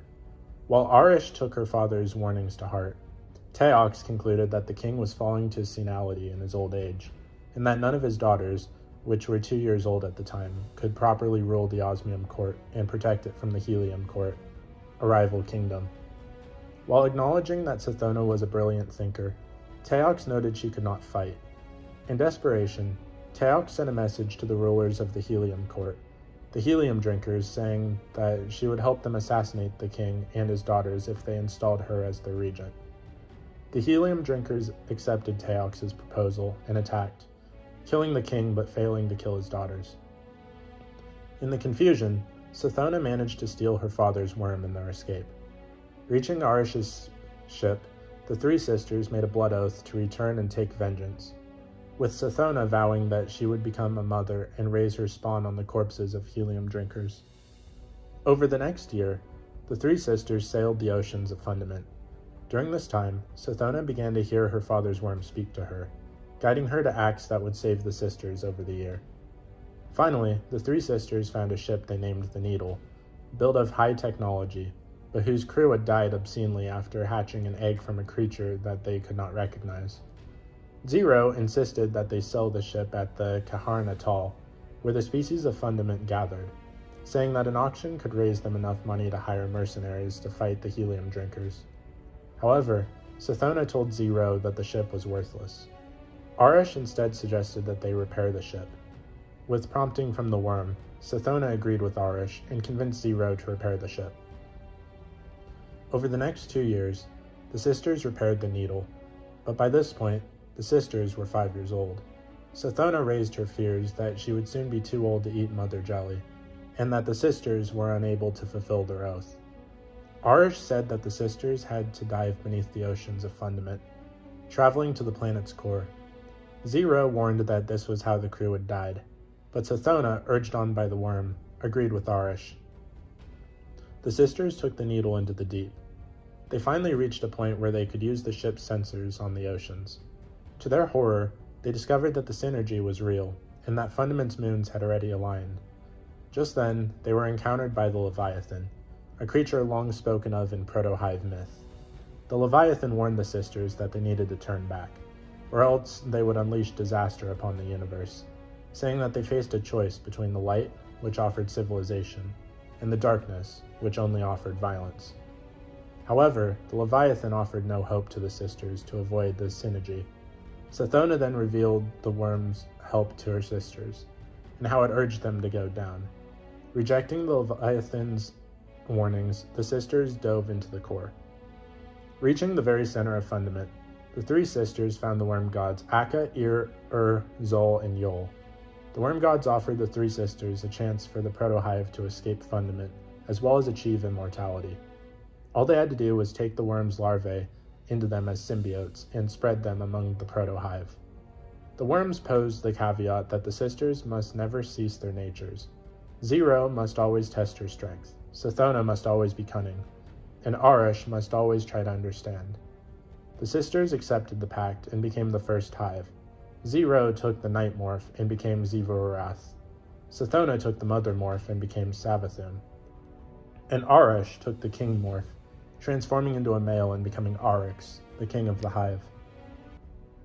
As Arix and his sisters forced an ultimatum on the remaining proto-hive to accept the worms or perish, Arix turned his attention to Fundament's moons, and the Ammonites there who had allied with the Traveler and gave asylum to Teox. Initially, he was willing to negotiate with the Ammonites, but his sister Savathun was under pressure from the worms, killed Arix as punishment. Rather than dying, Arix's soul instead passed to his ascendant realm, or throne world, where his soul resided until he returned to the mortal realm. Rebuked, Arix purged what sympathy and goodwill he had left, becoming a merciless tyrant. He and his sisters warred with and killed one another on a regular basis after the defeat of the Ammonites, as part of their worship of the sword logic and their attempt to become the sharpest blades in the universe, heading to their ascendant realms when defeated. Their war of revenge against Teox had transformed into a campaign of genocide, when they slew the Ammonites and the other interstellar civilizations to feed their worms. When Oryx established the Court of Oryx to study the sword logic, Savathun was inspired to establish a court of her own, known as the High Coven. During the war with the Akume, Oryx came to realize that the worm gods had deceived him and his sisters. Their worms' appetites were growing past their ability to feed with death. Meeting with his sisters in the Ascendant Realm, surrounded by their servants, some of which despised them for showing weakness, they despaired over their dilemma. When his sisters offered their power to help Oryx find a way to save them, Oryx killed them and used that power to confront his patron god Akka. He killed Akka so that he could steal its ability to call upon the deep, and created the Tablets of Ruin, which gave him the power to take. His transformation complete, Oryx was now Oryx, the Taken King. During the subsequent war with the Akume, Oryx revived Ziva-Arath in an act of war, and revived Savathun in an act of cunning. He then decreed the Tith system. Each hive would kill their enemies, take some to feed their own worm, and tith the rest to their superior. Thralls would tith to acolytes, acolytes would tith to knights or wizards. The knights and wizards would tith to the Ascendant Hive. Those who commanded legions of warriors and earned the right to enter the Hive God's Ascendant realms. All of this violence would eventually reach Oryx, Savathun, and Ziva-Arath, allowing their worms to feed on violence while continuing to invoke their inner natures. Following the Golden Amputation, Oryx declared to his sisters that the Hive had conquered its way to the edge of the deep, and that it had granted him a personal audience. As Oryx retreated into his throne world to commune with it, Savathun conspired with Ziva-Arath to stand him there and steal his Tablets of Ruin by cutting off the tribute flowing through his Tith system. They were ultimately unsuccessful, and on returning, Oryx waged war on Savathun and crippled her own tribute. In the aftermath of this attempted betrayal, Savathun learned of one of Oryx's daughters, Ir-Anuk, and was both enraged and delighted by her brilliance. While Oryx was off studying the deep, his son Crota was deceived by Savathun into using his cleaver to cut a portal inside his throne world, allowing the Vex to invade it. This amused Savathun. Her daughter alerted Ir to the situation, who alerted Oryx in turn. After Oryx dealt with the incursion, Savathun told Ziva-Arath that Oryx's throne world had been compromised, and showed her where to cut into it so she could kill him. However, Oryx had recognized that his throne world was vulnerable, so he moved it into the mighty dreadnought from the remains of Akka, stealing from Savathun her scalpel to make it. After Oryx confronted and captured Kira for the last time, he presented the Vex to Savathun as a gift, hoping she would be pleased by its simulations. When she asked him what proof they had that what they were doing was right, Oryx simply replied that the Hive's existence was proof enough in their convictions to live eternal by the sword logic. Following the war with the Harmony, Savathun decided that her fleets would enter the black hole that the Harmony lived around, claiming that they would become stronger for it, while Zivorath took her fleets away from Oryx's, as she felt he constrained her too much. Around the same time that the Hive's tribute system was established, Savathun, unsatisfied with the establishment method of worm feeding, embarked on a project that would allow her to escape the trap feeding the worms created. To do so, she attempted to increase the rate at which her subordinate Hive gathered tribute for her, by placing several ascendant Hive in orbit around a black hole. In doing this, she hoped that because time would pass more slowly for the ascendants relative to the outside universe, the ascendant's worm would perceive an increased rate of tribute produced by a lesser Hive elsewhere in the cosmos, and thus be satisfied without a true increase in tribute. However, this plan was unsuccessful, as the ascendant's worms understood what was happening and increased their hunger. Consequently, Savathun resolved to try another approach, in which her subordinate Hive would gather tribute in a region of space where time passed faster than the rest of the universe. She planned to use the power and insight attained through this method to completely overhaul the way in which she gained tribute through the sword logic, going from a system where tribute was obtained through violence to one where tribute was obtained through the failure of other beings to understand her schemes. This new system of acquiring tribute would be known as Imbaru. To achieve this, she purposefully led Crota to let the Vex into her father's throne world, in order to compel the Vex to create Kira. Later, when the campaign against the Harmony was complete and Kira was taken and given to her as a gift, Savathun left her siblings behind and entered the Harmony's black hole, hoping to further her plans and prevent a taken Vex mind from reporting her work to Oryx. While in the black hole, she taught Kira to harness Hive magic and apply it to computational problem solving. Using this, Kira learned how to navigate and engineer the singularity, then format the information for Savathun to understand. Now able to understand the singularity's inner workings, she began moving forward with her grand scheme. Savathun explained the details of her plan to a confused thrall, as per the rule of the High Coven that a wizard's schemes should be incomprehensible to a thrall. She then recorded her conversation and encrypted it with the assistance of Kira, along with a message for a future reader. This message would remain unread for an untold span of time, until the Guardians stumbled upon it, encrypted within Glimmer while exploring the Dreaming City. Your brother's conquest cut a path towards the final shape. When you have finished pouring your poison in his ear, not my poison, we see your doubts. You speak them to Oryx. Doubts? After all this time, you think I have doubts? Remember your sisters, little Sithona. Remember the synergy. What changed the motion of our moons? My witness? You cried out, as your brother did, as your sister did, into the darkness. Now the children of Sol do the same. You aren't the answer they want. We are the answer you received. This is a passage from the witness conversing with Savathun. At some point, Savathun became aware of the power within the darkness that had been guiding her in her people's fate since she had first heard the whispers of her worm familiar as a child on Fundament. An ancient and terrifyingly powerful entity that called itself the Witness. She pledged herself in service to this being, seemingly unbeknownst to either of her siblings, and would follow its direct commands alongside its disciples. One of these disciples, Rolk, was tasked with watching over Savathun from inside her own throne world. Savathun was present alongside the Witness and its disciples as the Black Fleet ravaged Earth during the collapse. When Nezarec had the paracausal object known as the Veil secured for the Witness planned to establish a connection to the Pale Heart, Savathun betrayed Nezarec, killing him and cursing his remains while hiding the Veil away on Neptune. The Witness was also deceived by the Witch Queen into thinking the Veil had been lost, causing it to withdraw its forces and retreat to the depths of intergalactic space. At some point, either before or after the collapse, Savathun approached the human Sean Rigby in the guise of a human woman and told him of a coming catastrophe. She instructed him to follow a star to the south and to sing a special song to it every night. Sean and his family followed Savathun's instructions and eventually found themselves beneath the Traveler, where the Rigbys have lived ever since.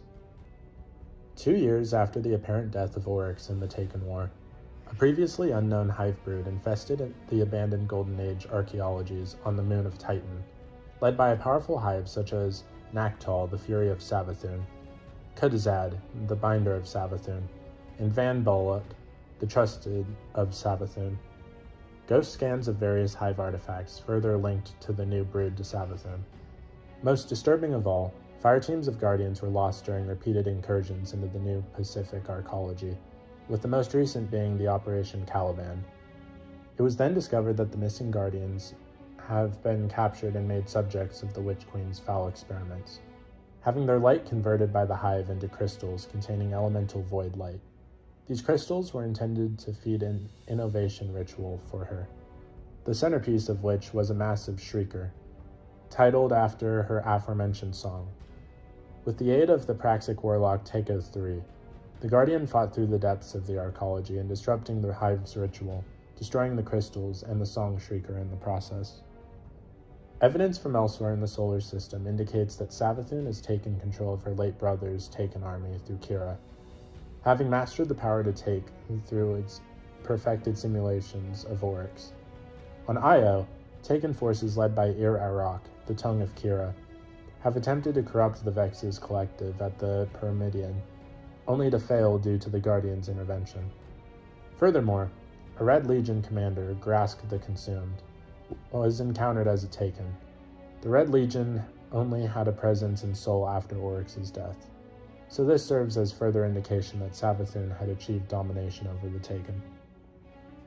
After the awakening and fall of Nokris and the worm god Zal, Guardians found the grasp of Nokris on Mars, had been sending messages to Savathun, pleading their fealty to her. Envoys of Savathun's brood have also been seen emerging from the Ascendant portals in Hela's Basin.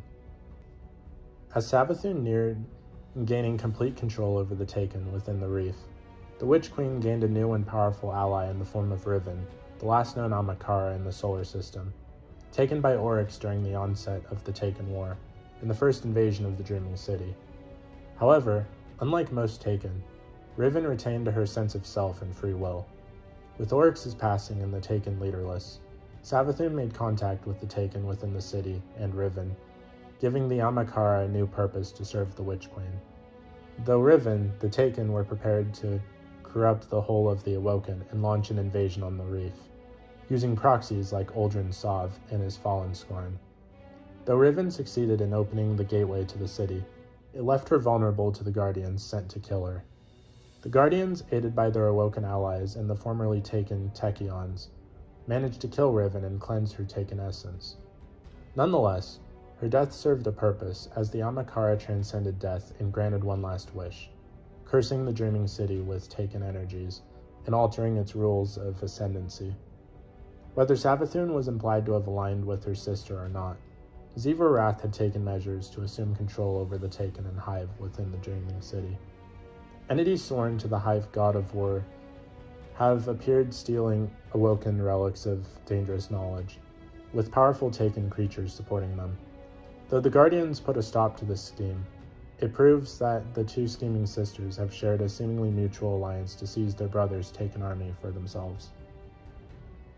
To further her goals and maintain her advantage, Savathun entrusted her daughter, Dul Inkaru, the Eternal Return, to command the Taken curse within the Dreaming City, and find a way to invade the Distributary, the true origin of the Awoken, to reach new bounds of godly strength as time ran differently in this subordinate universe, and she could actually acquire more tribute in less time, and also use the technology the Awoken had to leave the child universe for the parent universe.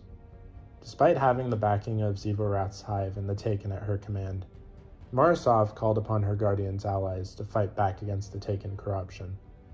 Battling their way to the center of Elusnia, the former corrupted throne world of the Awoken Queen, the Guardians fought with Dul Inkaru and killed the daughters of the Witch Queen.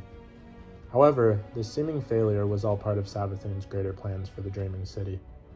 After Dul Inkaru's death at the hands of the Guardians, the Dreaming City reverted to a state it had been in upon first being unsealed by the Guardian, progressing again by the same process of becoming corrupted by the Taken, and culminating in another battle between Dul Inkaru and the Guardians. This apparent time loop spun by the taken Vex mind Kira and realized Riven's wish. Both further Savathun's long-term goal of amassing tribute for herself through her subordinates, committing violence within spaces with looped or dilated time, and also presents the Guardians with a dilemma. They can either repeatedly strike down Dulin Karu and relive the same series of events, or they can refuse to do so and allow Dulin Karu to complete her mission to find the distributary. Over time, however, the core array would reveal that both goals to be fabricated by the Witch Queen herself. After the deaths of Dulin Karu, the Guardian was delivered a series of massives from an unknown sender via Glimmer, capitalizing on the confusion sowed by the Vanguard's misinterpretations of the Truth to Power manuscripts. Savathun amassed tributes of Imbaru off the Guardians, attempts to understand her modus operandi. In doing so, however, she would also provide valuable intel hidden within the manuscripts that Ikora and the Hidden would decipher. Savathun would later attempt to undermine one of the Witness's future disciples, the former Cabal Emperor Callus. During one of the Shadow's conquests of the Hive War Moons, Savathun laid out a trap for him to find the Crown of Sorrow, an ancient ascendant Hive relic believed to imitate Oryx's power to compel wills. In reality, it was a surveillance device meant for the Witch Queen to spy on Callus from the Ascendant realm in the hopes of putting him under her control when worn. Instead, Callus had Galran, the Sorrowbearer, wear the crown in an attempt to command the Hive, only to trigger Savathun's enchantments that drove Galran insane and unleashed the Hive within the Leviathan's menagerie. Galran's terror was only short-lived, as Callus had put him down by a raid team of Guardians, with the aid of Savathun's magic, and the crown retrieved to be cleansed of the witch's wards. The Witch Queen would go on to torment Callus by infiltrating the minds of his loyalists, though the use of what Callus described as viral language. She also left messages within the Chronicon, a document Callus commissioned as a record of his and his loyalists' past and future deeds. When three Hive sibling heretics of the spawn of Crota, Malkanth, Akrazul, and Azavath, sought to rebel against the daughters of Savathun's nephew Crota, who had taken over the leadership of the Hidden Swarm, Savathun was revealed to be the mastermind behind their conspiracy. As the wizard Malkanth performed a ritual to put the essence of Akrazul, a crippled knight, into the body of her fellow wizard Azavath, the plan backfired. Akrazul's rage was so great that it became unbridled with Azavath's body, leading him to slay Malkanth and assault the swarm. As Malkanth's essence had left her body in her death, Savathun whispered to Azavath's essence and instructed her to take up the mantle of the Death Singer. Placing her essence into Malkanth's body, Azavath would become Ir-Aram, the Death Singer, killing both Akrazul and the swarm's champion Zulmak with her death song. Savathun captured Zulmak's essence as he died for her own purposes, and discussed with Malkanth's essence without a body before she died. The Witch Queen told Malkanth of her dismissal of gods and absolutes, such as time, space, and death, when they are all so easily broken.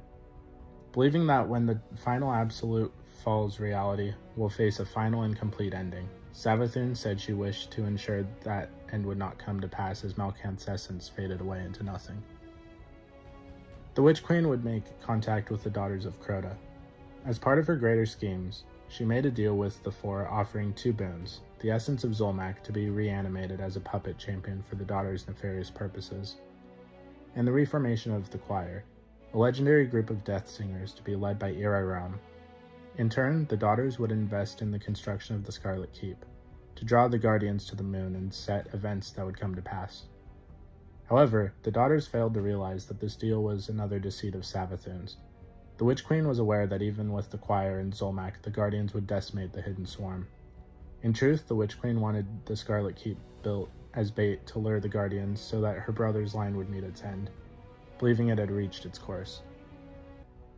Following her rivalry with Callus and the conflict on Luna, Savathun enacted a new scheme to further her plans. The Witch Queen soon found an opportunity in a massive Vex computational array found on Io, as Savathun sought knowledge to inform her plans and pawns to carry them out.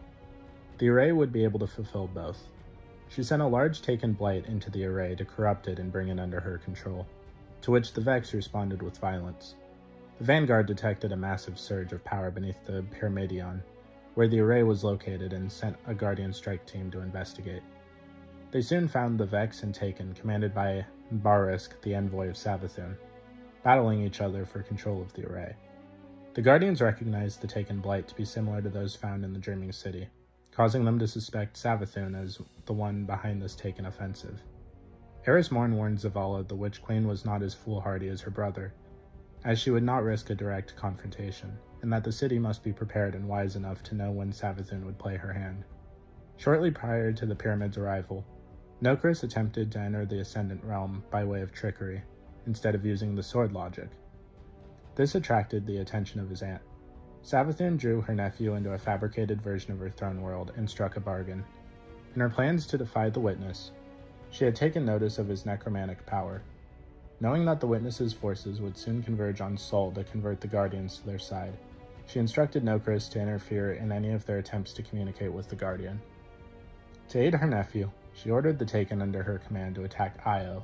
The moon had been chosen by the first pyramid to make contact, and the vessel had taken position above the cradle, where the tree of silver wings had grown in the wake of the traveler's departure.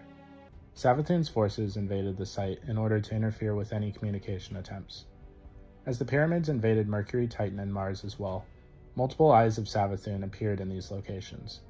Eris Morn believed they were a way the Witch Queen spied on the assailed planets, and could only be destroyed by the runeous effigy, a trace rifle consecrated in darkness from the tree's branch. Though Nokris was able to delay the Guardian's attempts to communicate with the Witness for weeks, he was ultimately slain, ending Savathun's interference and exposing her treachery. The Witch Queen's efforts to subvert the Witness would not go unanswered, forcing her into hiding from the wrath. The Hive broods that had also previously sworn to Savathun would brand her a heretic for having conspired against the Witness with the exiled Nokris, and defected from her ranks as the Black Fleet invaded Sol. Due to this, her own court was left in the dark about her whereabouts. The power vacuum granted her sister, Ziva Arath, the opportunity to consolidate the Hive in the solar system into her power and release her wrathborn corruption with the cryptoliths. Ziva would also send her champion, the High Celebrant, to hunt the excommunicated Witch Queen, and wrestle control of the hidden swarm free of her schemes. Her absence did not impede her Taken forces, however, as they swarmed upon a new piece of the Traveler in the EDZ, which was calling out to the Guardian and the Crow, through a form of paracausal hawk. The Witch Queen shrouded the shard in her interference, much like the Tree of Silver Wings on Io, and apparently watched the first fight that ensued. Observing Crow and the Guardian celebrate their victory at a bonfire, she was hit with a sudden wave of nostalgia, remembering her father, sisters, and their shared past-on fundament. Titles of the Taken commanders she sent into battle, the Guardian under the shard: Akarith, the Light Drinker of Savathun; Isharesk, the Light Binder of Savathun; Karusk, the Light Eater of Savathun; and Tarusk, the Light Stealer of Savathun, imply that she might be trying to siphon the light from the Traveler in some way. At some point after Dominus Gaul's defeat, Savathun began to meddle with the Evocate General Umar Arath's mind and fuel her obsession with the Hive. Umar Arath started to believe the worship of Hive gods and deployment of their battle techniques was necessary for the Cabal's survival. Under the Witch Queen's influence, she began conducting a ritual at the center square of Tabadal's weaponsmith district, and when Cattle approached her, she tried to coax her into kneeling before the god of war. Cattle slew the former general, but her death only fueled Savathun's plan to conjure Ziva Arath in Tabadal, and gift her another system to wage war upon. Savathun began enacting her grand scheme by possessing the body of the warlock Osiris after he was left lightless by the death of his host, Sagira, during a confrontation with the High Celebrant of Ziva Arath on Luna. Slithering in one of her forms over the broken pieces of the ghost, she took over the vulnerable Osiris. Now posing as Osiris, Savathun sent a message explaining Sagira's death to the Vanguard and that he would be pursuing the High Celebrant for revenge. This drew the Guardian and the Crow to her, and she arranged for Crow to save her from a night within the depths of the Hive Warrens, placing her in a position to manipulate the former Awoken Prince. When the Imperial Cabal arrived in the Sol system, Savathun accompanied Zavala on a mission to meet with Empress Cattle. Disguised as Osiris, Savathun acted as Zavala's advisor during the meeting. The Empress sought an alliance between the Cabal and humanity in light of the fall of Tabadal, the Cabal's homeworld and capital of the Hive. However, Savathun warned Zavala against trusting the Cabal. She reminded him that the Cabal were not known for forming alliances, but rather for conquering. Furthermore, Savathun highlighted Catel's betrayal of her father, Emperor Callus, to Dominus Gaul and expressed her belief that the Empress would ultimately betray them as well. While Catel dismissed her father's softer nature, Osiris suggested that Callus's lack of ambition was a true issue, accusing both him and Zavala of failing to see the larger picture. Catel, frustrated by what she saw as their lack of vision, argued that humanity would be doomed unless it expanded its horizons. Despite this, her proposal culminated in a demand for Zavala to bow and join the Cabal Empire, which Zavala immediately refused. As her bodyguards prepared to attack, Catel called them off, allowing Zavala and Osiris to leave in peace, vowing that they would meet again on the battlefield. Following this tense meeting, Savathun was assigned a task force organized by Zavala to confront the Emperor. This task force was placed under the command of Lord Saladin Forge, with Crow joining as a reconnaissance expert and Amanda Holliday providing air support. Savathun had her own motives for bringing Crow into the operation, seeking to manipulate him for her own purposes. The young wolf struck the first blow against the Cabal by killing Commander Dracos on Nessus and capturing a Bell of Conquest in the process. Osiris explained that this bell allowed them to formally challenge the Cabal Empire, potentially giving them a strategic advantage. Savathun also briefed Lord Saladin on the bell and its connection to the Rite of Proving, a Cabal ritual that resolved disputes, comparing it to the Crucible, a ritual of combat in the Last City. During a meeting at the helm, Savathun made light conversation with Crow, complimenting his new hunter attire. She dismissed his offer to pay for the outfit, instead requesting that he keep his new mask on to prevent anyone from recognizing him from the Last City. Crow, eager to help the city, agreed to wear it.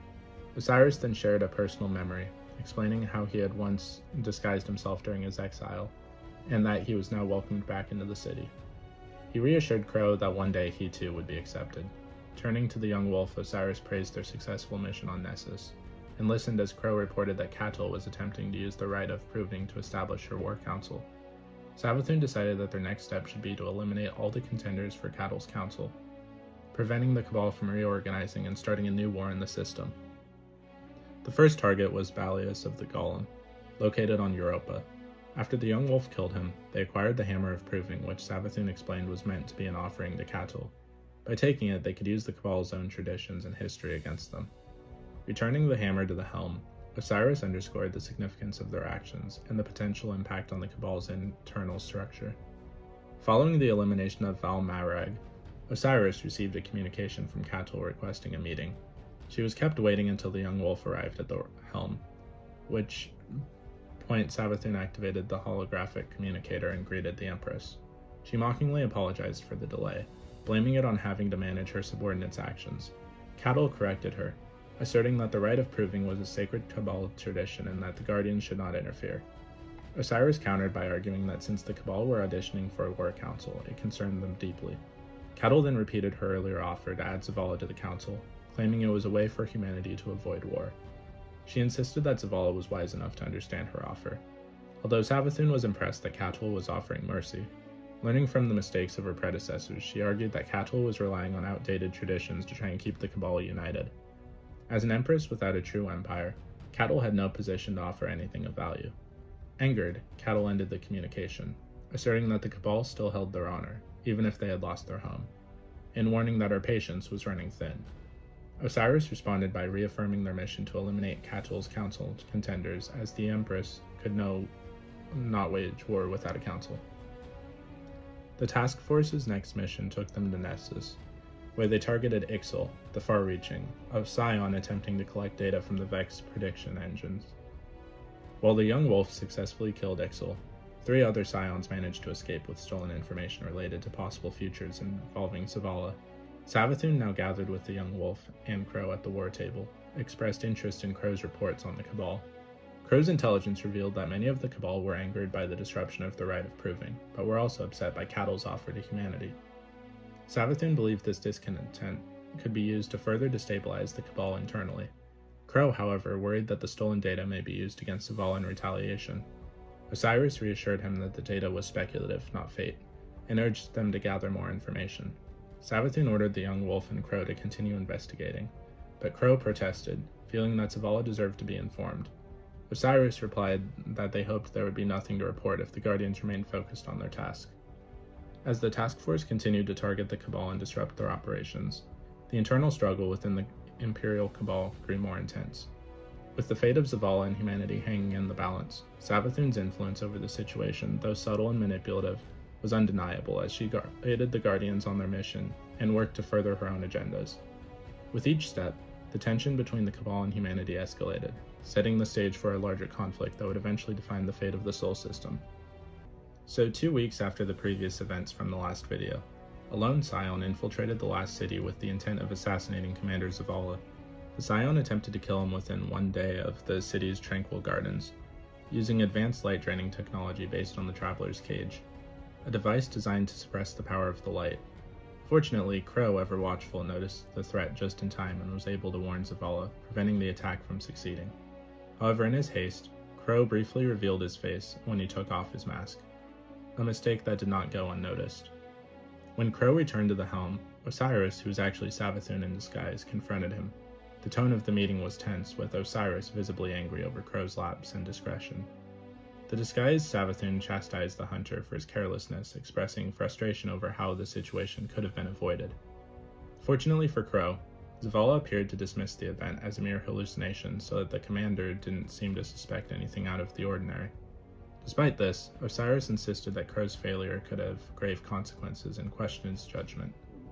Crow argued that he had to act, that Zavala was in real danger, but Osiris was not convinced. In response, Osiris downplayed the threat, asserting that it wasn't the first time an assassin had tried to infiltrate the city. He didn't see it as a significant crisis, arguing that Zavala could have handled the situation alone, and had likely been able to fight off the Scion without Crow's intervention. The two engaged in a heated exchange, with Osiris pointing out that Crow should have known better, especially given his past experiences working for the Spider in the underworld. Osiris stressed how small mistakes could lead to much larger problems, referencing Crow's previous slip-ups and comparing them to his own experience with the HIVE god Wrath. At this remark, Crow snapped back, sarcastically suggesting that Osiris had learned nothing from her own pursuit of Wrath. Savathun, pretending to be furious, warned Crow to be careful with his words. The tension was palpable. Crow apologized for not wearing his mask during the incident, but maintained his belief that Zavala remained at risk. After a moment, Osiris relented, agreeing that Zavala's safety was indeed important. To mitigate the risk of another attack, Osiris ordered Crow to stay close to Zavala, assigning him as the commander's personal bodyguard. Osiris explained that a larger team would attract attention and potentially thwart any further attempts to draw out the assassins. He instructed Crow to remain in the shadows, to speak only when necessary, and to follow his orders without question. Most importantly, Crow was to keep his mask on at all times.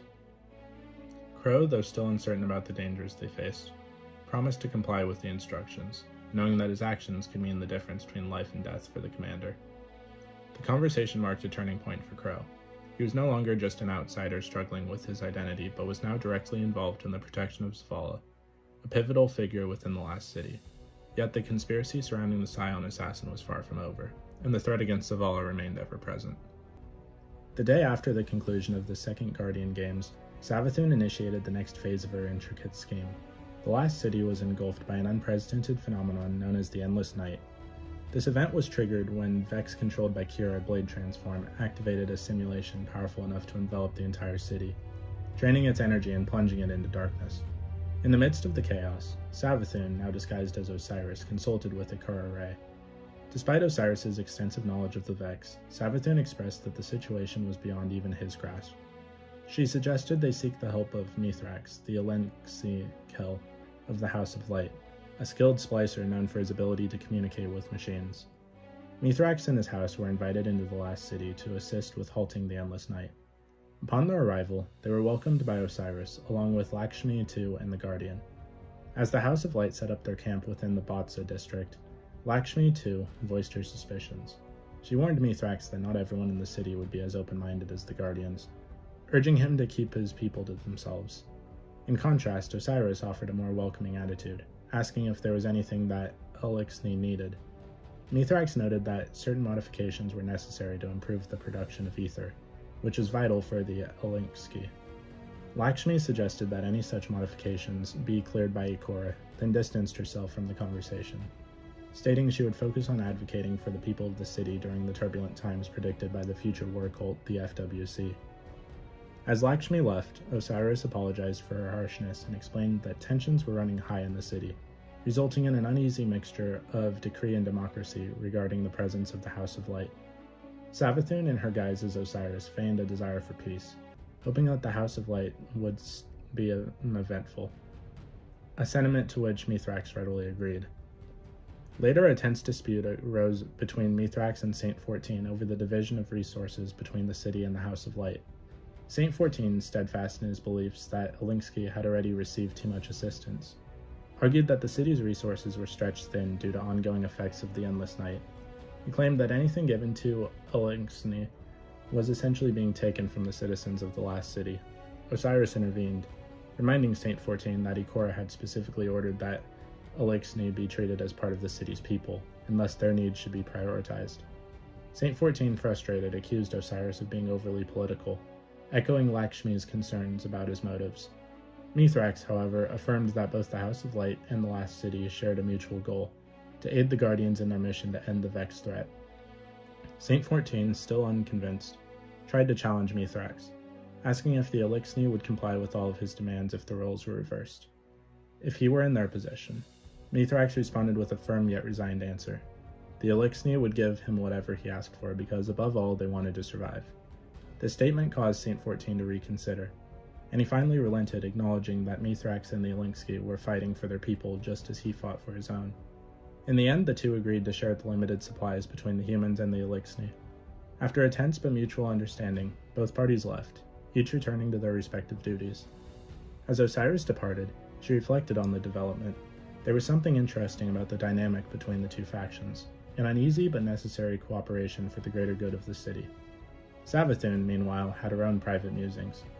In disguise, she wandered the streets of the last city, feeding off the people's ignorance and naivety. Yet, amidst the confusion and darkness, she found herself unexpectedly yearning for their companionship, a feeling that unsettled her deeply. As she watched the endless night unfold before her, she was haunted by the hunger of her worm, still demanding sustenance despite her plans being so far-reaching. She cast her gaze upward, toward the traveler, its presence ever looming above her, an unsettling reminder of the power she sought to control.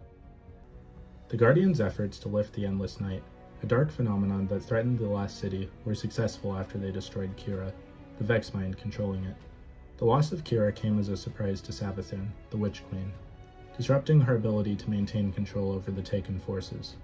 With Kira's destruction, the immediate threat to the last city was diminished. However, this victory did not come without further unrest. The presence of the Eliksni, or the Fallen, within the city caused tensions to rise, especially with the faction led by Lakshmi II, the leader of the future war cult. Lakshmi conspired with other factions to expel the Eliksni from the city, trying to rally the Guardians to her cause. When her attempts failed, she resorted to using a Vex portal to force the Eliksni out, with the apparent aid of Osiris. But Lakshmi's plan backfired. She was unable to control the Vex portal, which instead triggered a direct assault on the last city. The Vex invasion escalated into a fierce conflict, putting the House of Light, the Eliksni refugees in the city, in grave danger. Lakshmi too died during this chaos, but the Guardians managed to close the portal, save the Eliksni, and destroy the Vex. In the aftermath, Osiris mysteriously disappeared, leading many in the tower to suspect that he had been somehow involved in the Vex attack. Determined to track Osiris down, the Guardian, along with Saint 14 and Crow, followed his trail to the reef. There they entered the Dreaming City, where they encountered an unsettling sight. Osiris was in conversation with Marasov, the Queen of the Awoken. As the three Lightbearers approached, it quickly became clear that Osiris knew this was not Osiris at all. To their shock, the figure before them revealed itself to be none other than Savathun, the Witch Queen, who had taken on Osiris's form to hide from her sister, Ziva-Arath. Marasov intervened, encasing Savathun in a massive crystal prison. In the face of Saint 14's demand for answers, Savathun explained that she had assumed Osiris's identity in order to avoid detection by Ziva-Arath, who was hunting her on behalf of unknown powers. To save herself, Savathun struck a bargain with Marasov in exchange for removing the parasite, the worm that had been implanted within her. She promised to release Osiris back to the Guardians. Though wary of the notorious Witch Queen and her history of deceit, Saint 14 and the Guardian agreed to help Marasov as they were desperate to rescue Osiris. Marasov, in turn, required the help of the Guardians to free her Techions, powerful awoken sorceresses who could assist in the delicate task of removing the worm from Savathun's body. and preventing Zivorath from corrupting the very fabric of reality through the ley lines in the Ascendant Realm. This task led the Guardians into the Ascendant Realm, where they battled to free the Tachyons. While this took place, Savathun remained trapped in her crystal prison, but she requested a personal audience with the Guardian. When the Guardian agreed to meet her, Savathun revealed a staggering truth. She explained that her actions, though often deemed villainous, had been motivated by a complex and often unseen purpose. She had been helping the Guardian for far longer than they had realized. She had been protecting them from the Black Fleet, guiding Crow to the last city to be redeemed, ensuring Zavala did not go to war with the Empress Katul, and even exposing Lakshmi II's conspiracy against the Elixni. Savathun claimed that she had even saved Osiris from Zivorath when he had become lightless. Despite the Guardian's initial shock, Savathun insisted that she was no longer a villain, and that neither she nor the Guardian were heroes. Instead, they were both paracausal, existing beyond the normal constraints of the light and the dark. Despite this unsettling revelation, the Guardians proceeded with Marasov's plan. They sought out the Tachyons and hoped that removing Savathun's worm would strip away her lies and deception, leaving her vulnerable and without the protections of her throne world. Marasov, ever cautious, planned to strike down the Witch Queen once her power was gone. However, suspicions lingered, particularly with Ikora Rey and Crow. During her time impersonating Osiris, Savathun had made Crow gather dead ghosts from the spider's collection, but the purpose of this was unknown, raising even more questions. As the plan unfolded, Savathun reached out again, this time attempting to speak directly to Crow. She claimed that all the encouragement and advice she had given him while posing as Osiris had been genuine. She warned him that without understanding the truth of her actions, he would remain vulnerable to manipulation by those with false promises. Despite her words, both Ikora and Marasov forbade Crow from meeting with Savathun, believing he would fall prey to her lies and manipulation. This decision angered Crow, who felt trapped and isolated by their refusal to trust him. Frustrated and eager for answers, Crow confronted Savathun. The Witch Queen toyed with him, acknowledging that she had wanted to be kind, but the truth could be painful, especially for someone like him, who had run from his past. Uldren Sov, with the Guardian watching, and despite Glint's pleas, Crow touched the crystal containing Savathun, unlocking a flood of memories.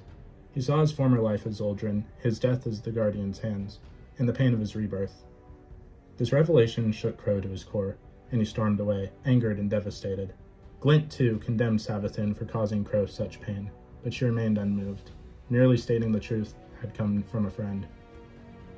Marasov soon learned of the emotional toll Savathun had exacted on Crow, and her anger was palpable. Crow, now further distanced from the Awoken, requested a new assignment from Ikora Rey, and Marasov ordered that Savathun no longer receive visitors. The Witch Queen, imprisoned and isolated, was left to contemplate her fate as the Dreaming City became a place of division and distrust, both among the Guardians and within the ranks of the Awoken themselves. For months, Marasov, the Queen of the Awoken, had been preparing for a daring ritual that would rid the universe of Savathun's dangerous presence once and for all. At the heart of the ritual was the removal of the worm that had been embedded within Savathun's body, a twisted parasitic entity that fueled the Witch Queen's power.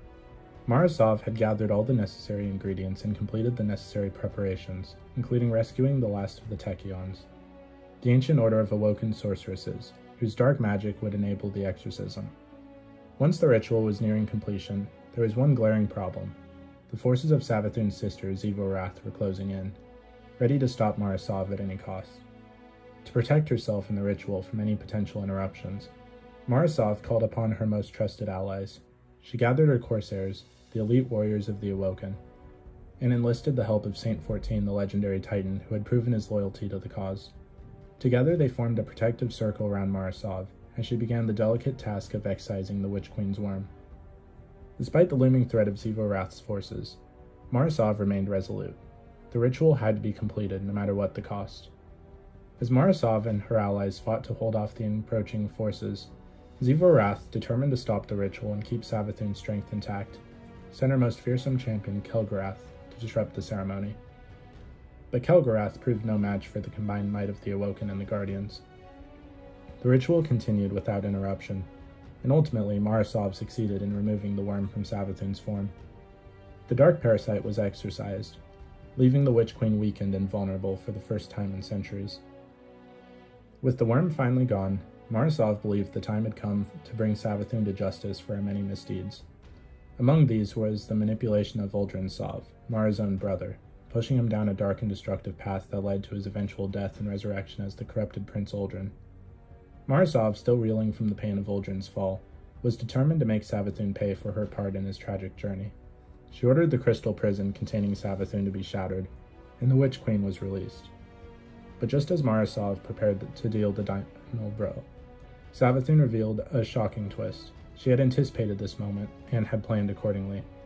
Before her imprisonment, Savathun had woven a complex spell into the very fabric of her prison, a failsafe that allowed her to escape the instant the crystal shell was broken. As the prison shattered, Savathun vanished into a burst of dark magic, slipping away into the shadows. Despite her escape, Savathun kept her part of the bargain. As promised, she returned Osiris to the Awoken and the Guardians, bringing him back from the brink of death. However, the return of Osiris was not without its costs. The warlock was alive, but gravely weakened from his time spent under Savathun's influence. His body and mind were broken, and it was clear that it would take time for him to fully recover. Although both Marasov and the Guardians were furious at Savathun's deception, they found some small comfort in the fact that Osiris had been returned, even if he was not whole. Marasov in particular had been outmaneuvered. She had believed that by excising the worm, she could finally rid herself of Savathun's influence and end the curse on the Dreaming City. But Savathun had turned the tables, escaping with her life and leaving Marasov with nothing but the lingering threat of the Witch Queen's machinations. However, Marasov was not entirely defeated. While Savathun had escaped her grasp, Marasov had managed to keep the worm that had once inhabited Savathun's body. She believed that this worm, now severed from its host, could still offer valuable insights into the Witch Queen's plans and her deeper intentions. Despite the anger and frustration simmering beneath the surface, Marasov knew that this was not the end. Savathun's escape was only a temporary setback, and the true battle was still ahead. In the end, the ritual that was meant to rid the galaxy of the Witch Queen had only served to deepen the mystery surrounding her. But one thing was certain. Savathun's dark influence had not been fully vanquished. The war was far from over. Savathun, the Witch Queen, had endured countless trials and faced unimaginable losses over her long twisted life. Yet even in her final moments, as she lay vulnerable and broken, she remained the embodiment of cunning and strategy, ever calculating the next move in a game of existence. During her captivity, a vision came to her, one she could not ignore. It was the image of her own death, the final inevitable conclusion of a long and treacherous journey. She was dying, the worm she had sustained her dark power was gone, and with it, her very life force was beginning to fade. The ritual that Marasov and the Guardians had performed to excise the parasite from Savathun's body had left her in a fragile state. The piece of shattered crystal from her prison, which had punctured her side, was a painful reminder that her time was running out. Despite her resilience, she was no longer invincible. In the fading light of the evening, Savathun made her way out the rocky outcrop high above the last city, a place where she had once sought from afar, but now stood in silence. There she gazed up at the traveler suspended in the sky. A being she had spent millennia both chasing and hating, she called it an old friend, but her words were laced with something far darker than friendship. In truth, the traveler had always been an elusive enigma to her, and in many ways it had been both her enemy and a source of deep fascination. How clever would it be, she mused aloud, her voice hoarse from her wounds, if, after everything, after all the centuries of pursuit and enmity, the traveler simply let me die. What a trick that would be, elegant in its finality. Savathun's long twisted history with the traveler was filled with moments of confrontation, manipulation, and bitter rivalry. Once she had sought to steal its power, to use it as a tool for her own designs. Over time, her quest evolved, no longer just a pursuit of power, but a dangerous obsession, a need to understand what the traveler truly was. She had tried to break it off, to bend it to her will, but now, standing before it in her dying moments, she could only wonder if this was the end of their long-fraught relationship. She chuckled weakly at the thought, her words trailing off as she slipped into unconsciousness. Her injuries were too severe. The life force within her was fading fast. But the thought of death, of finality, was strangely freeing. She asked herself, perhaps for the first time in centuries, if this was really the end. Would the traveler really just let her slip away, without any further game or grand design? Was that the ultimate trick? With that final unspoken question hanging in the air, Savathun collapsed, her body falling to the cold ground beneath her, her eyes dimmed, and the warmth of life left her. For a moment, the Witch Queen, the dark and calculating force who had shaped the fate of so many, was no more. But fate, it seemed, had other plans.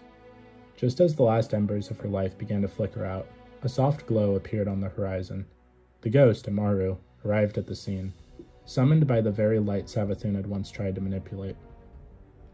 With the pulse of the traveler's power, Amaru revived her, bringing the Witch Queen back from the brink of death. The light flowed through her once more, a strange and paradoxical gift. Savathun opened her eyes, finding herself once again tethered to existence, though now in a weakened, vulnerable state. The traveler had not let her die, not yet at least. It had offered her a second chance, though whether it was a boon or a curse was something only time would tell. Savathun, now alive once more, could only wonder what the traveler's true intentions were. Had it chosen to keep her alive as part of some greater plan, or had it, in its mysterious way, simply granted her the final mercy she had sought in her last moments? The answer, as always with the traveler, remains as elusive as ever. But for now, Savathun had been given a gift, a reprieve, however temporary, from the clutches of death. And in that moment, she was once again forced to face the unknown future that lay ahead. After her resurrection, Savathun found herself in a state of amnesia, unable to remember the vast knowledge and power that once defined her. Stripped of her memories, she relied heavily on her ghost Amaru, and her most trusted witch, to help her piece together the remnants of her past and rediscover her purpose.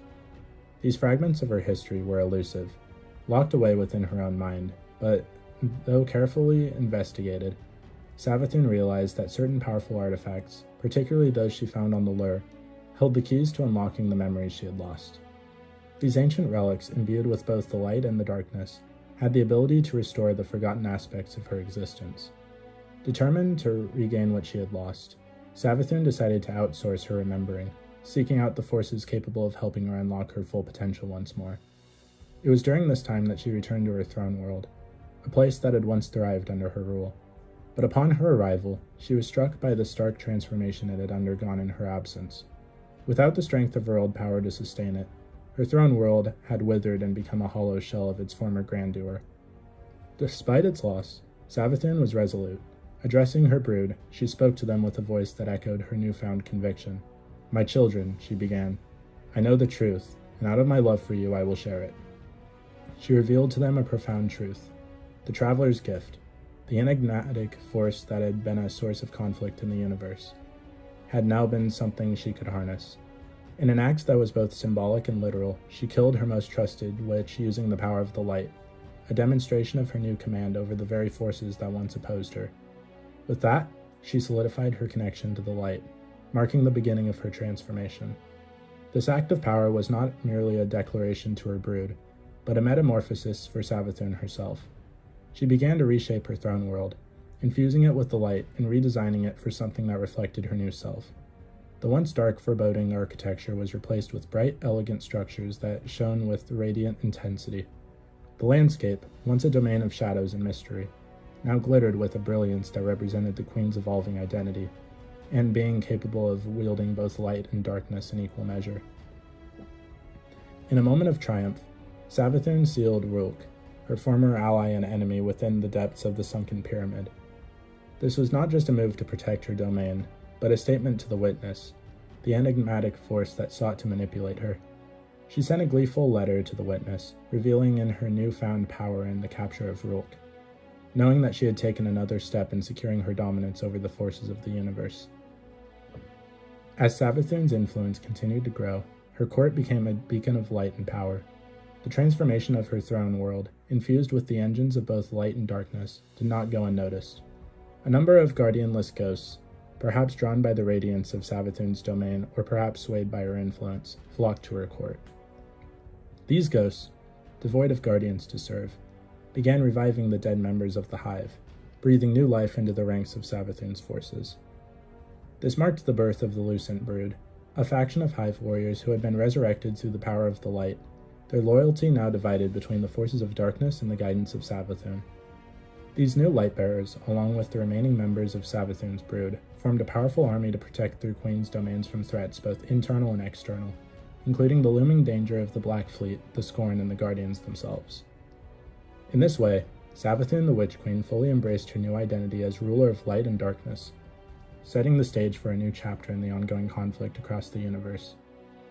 With her radiant court, the Lucent brood at her side, and her renewed understanding of the Traveler's gift, Savathun had transferred herself from a fallen, forgotten god into a queen of immense, untold power, ready to rewrite the entire fate of the galaxy in her own terms. After Mars reappeared from the Shroud of Darkness, a mysterious ship belonging to Savathun the Witch Queen materialized above Mars's cradle. A Guardian was quickly dispatched to investigate. Using a Cabal cannon, the Guardian boarded the ship and glimpsed Savathun herself preparing to return to her throne world. In a desperate attempt to stop the Guardian, Savathun summoned a Lightbearer Knight to hold them off. Despite the Knight's formidable power with the light, the Guardian managed to break through and enter Savathun's throne world. Savathun confronted the Guardian, questioning how they could destroy a Hive ghost so similar to their own.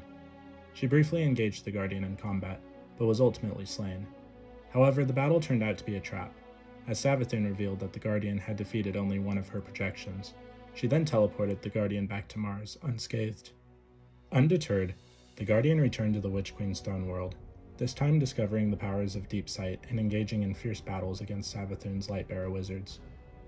The Guardian also managed to establish a transmat zone with Savathun's throne world, marking the beginning of Vanguard operations against the Witch Queen. During their investigation of an ancient temple dedicated to Zivo-Arath, the Temple of the Wrathful, now occupied by the Scorn, the Guardian found Sajira's shell with a psychic fingerprint left by Savathun. Echoes of Savathun's voice whispered, mentioning the witness and urging the Guardian to remember the name. The Guardian continued their investigation, with the help of the renegade Hive Ghost Finch, who provided a clue leading to a temple dedicated to Oryx.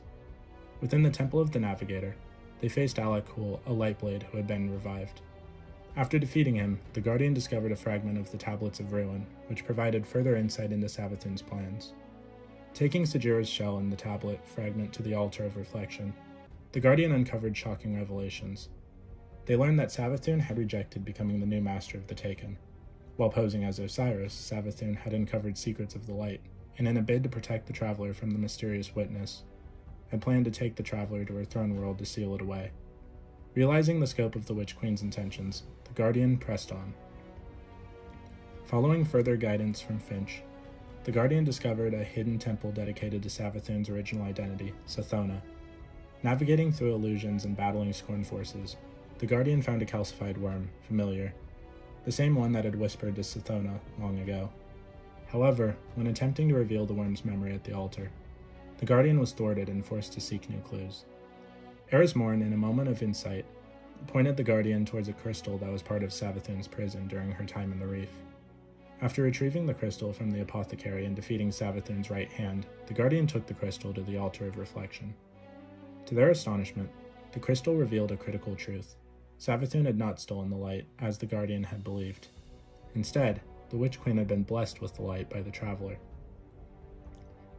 As Savathun relived her death and resurrection as a Lightbearer, she expressed a deep ambiance about the nature of the light and its potential for new beginnings. In her final moments, Savathun acknowledged the Guardian had played a part in her memory's return, though she bitterly noted that the light had given her a fresh start, even if it was one forged in darkness. Shocked by the truth they had uncovered, the Guardian returned to the Vanguard, who were left speechless by the revelation that the Traveler had chosen to raise one of humanity's greatest enemies as a Lightbearer. Zavala was in disbelief, while Eris Morn explained the Traveler's troubling history of uplifting civilizations only to abandon them later. Ikora, however, focused on what truly mattered, the protection of humanity. She warned that if Savathun succeeded in her plan to seize the Traveler, the return of the Witness would lead to humanity's destruction. Ikora theorized that the key to stopping the Witch Queen lay out in the worm Familiar the Guardian had found in the Temple of the Cunning. When she examined its history, Ikora discovered a horrifying truth. The whispers that had guided Sathona into leading her siblings to the worm gods had not come from the worms themselves, but from the Witness. The Witness had known that the Traveler would encounter the Krill, the Hive's ancestors, and sought to claim them before the Traveler could uplift them. The Witness had tricked Sathona into leading her sisters into the deep, where they met the worm gods, thus creating the Hive. With this revelation in hand, Ikora instructed the Guardian to confront Savathun with the truth. Returning once again to Savathun's throne world, the Guardian found that the Traveler had already entered the Witch Queen's realm. With Ikora's support, they breached the defenses of Savathun's Lucent brood and ascended the Court of Thorns. Savathun, now fully aware of the Guardian's return, taunted them as they fought through her light-bearing hive. In a final confrontation at the sanctum of the Brood Queen, the Guardian temporarily defeated Savathun, but not before she trapped them in a powerful threadbound spell. As the Guardian pursued, Savathun taunted the ghost, asking how it felt to be a villain in the Traveler's eyes. In a heated exchange, the ghost expressed the Guardian's fury over the hive's atrocities, silencing Savathun for a moment. The Guardian entered a portal to view a memory altar, hoping to find something that might undo Savathun's spell. There they discovered a full extent of the Witch Queen's dark manipulation of the Traveler. With Savathun's spell unraveling, the Guardian showed her the memory of the witness's lies, further enraging her. At the peak of her fury, Savathun lost control and her power with the light faltered, allowing the Guardian to undo her spell and expose the full truth. In her final moments, Savathun admitted to her miscalculations, but also pointed out that the Guardian had made a mistake as well. By being so protective of the Traveler, they had failed to see that Savathun had tried to protect it too. She warned that the witness was coming and that the game was no longer in the hands of the Guardians. As she collapsed, her ghost Imaru escaped, vowing to lead the Lucent Brood in Savathun's place. Though Savathun was defeated, the Vanguard knew that this was not the end. The Traveler had been returned to the last city, but the witness's return loomed ever closer. The Guardian, now more determined than ever, vowed to prepare for the coming storm and stop the witness before another collapse could occur. The ultimate fate of Savathun, the Witch Queen, remains shrouded in uncertainty. While she was killed by the Guardian and her body was subsequently taken by the Vanguard, stored away in a secret vault on Mars, her story did not end with her death. Her ghost Imaru survived the confrontation and remains in hiding, biding his time and likely waiting for an opportunity to resurrect Savathun and continue her dark ambitions. Despite her apparent incapacitation, it's clear that Savathun had long since laid plans to manipulate the Vanguard into unknowingly aiding her return, and these schemes would eventually be revealed. Even in death, temporary or otherwise, her webs of deceit and manipulation show no signs of ceasing. One of Savathun's most insidious traits was her use of cryptic riddles and half-truths, often expressed through her two truths, two lies puzzles at the altar of reflection. These riddles left much of her true intentions up to interpretation. Some of the answers could only be understood by confronting her directly, as she had woven her influence into both the past and the present. Though she had died, her mental manipulation and manipulation of the light and dark could not be easily extinguished. It seemed Savathun had prepared for the possibility of her own death, using her cunning to ensure that even in her temporary defeat, her presence would continue to haunt the Vanguard. While Savathun was one of the most notorious and dangerous figures in Destiny lore, her relationship with the larger forces at play were complex. She was not a mere ally of the Witness or the Pyramid Fleet. Unlike many of her peers among the Hive, Savathun had a far more independent and nuanced agenda. She was not interested in simply serving the darkness, but instead sought to manipulate it. She envisioned a future where she could use her newly created light-bearing hive to rise up against the darkness itself, aiming to either destroy the force that had shaped her or break free from its corrupting influence. She was driven by a desire to escape the influence of the darkness, or at the very least to use its power for her own ends, including confronting the light on her terms. However, Savathun's cunning and ruthless nature were ever present. When engaged with the Vanguard, she showed no mercy and no interest in humans or the Earth, likely seeing them as pawns to be discarded when no longer useful. If given the opportunity, she would have undoubtedly killed the Guardian, her greatest adversary. Despite her self-serving schemes, Savathun's lingering influence was not entirely destructive. Eris Morn, a key figure in the Vanguard's fight against the Hive, found a way to use Savathun's corpse for her own purposes. Eris, often driven by a need to understand and combat the Hive's dark magic, sought a way to safely and reliably commune with the Crown of Sorrow. This object, a powerful artifact linked to the Hive's horrific power, had been central to the resurgence of the nightmares, which had manifested upon the Leviathan. In her quest to control the crown and prevent it from overwhelming her, Eris performed an autopsy on Savathun's remains, hoping to uncover some clue or connection that could aid her. During this examination, Eris made a crucial discovery. Beneath Savathun's skull, she found markings that closely resembled the runic symbols associated with the Crown of Sorrow. This connection provided Eris with a psychic link to the crown, allowing her to manipulate and potentially control its power. The discovery revealed that Savathun had in life likely been a significant connection to the crown, or perhaps even had a hand in its creation. By tapping into this link, Eris hoped to gain an edge on the ongoing battle against the Hive's dark influence, especially as the nightmares began to rise once again. Savathun's death, though seemingly a final blow to her dark schemes, proved to be far from the end of her influence. Even after her passing, her legacy continues to shape the events that followed. Her complex relationship with the darkness, her secret plans for resurrection, and the dangerous powers she wielded ensured that her presence would continue to haunt the galaxy. As the Vanguard faced new threats, including the return of the nightmares and the ever-looming threat of the darkness, Savathun's memory and perhaps even her direct influence remained a powerful force in the ongoing conflict between the light and the dark. So first, to start with a Savathun quote. Immaru, if I am unavailable, wait patiently. The witness will eventually force the Guardian into a corner. They'll realize they need the knowledge only I possess. One among them will be willing to negotiate, not Mara again, poor thing. More likely Ikora, or her Morose, little shadow Eris. Help them with whatever they ask. It will all pay off in the end, and be sure to say something clever to make them believe it was their idea. After the Coalition's efforts to stop the Witness from using the Traveler to create a gateway failed, the Guardians found themselves unable to follow the Witness into its final shape. A breakthrough came after the conflict on Titan, where the rogue worm Asha revealed that the only one who might know how to pass through the gateway was none other than Savathun, the Witch Queen. This revelation left the Coalition in a direct predicament. To pursue the Witness, they would need to allow Immaru to resurrect one of their most cunning adversaries. Zavala reluctantly began considering the plan to revive Savathun despite strong opposition from the Guardian, Lord Saladin, and Saint 14. Both argued that bringing the Witch Queen back was an enormous risk, pointing out that Immaru could not be deceived into a trap. Zavala, however, proposed a different approach, negotiating with Immaru. In exchange for Savathun's resurrection, the Coalition would gain the means to enter the Witness's gateway, while Ikora and Eris Morn assured they had a way to imprison the Witch Queen once revived. Though wary, the opposition eventually agreed to the plan. Immaru, however, had a condition of his own. He revealed that Savathun had anticipated the Guardian's need for her assistance, but would only cooperate if they defeated her sister Zivo-Arath, the Hive God of War.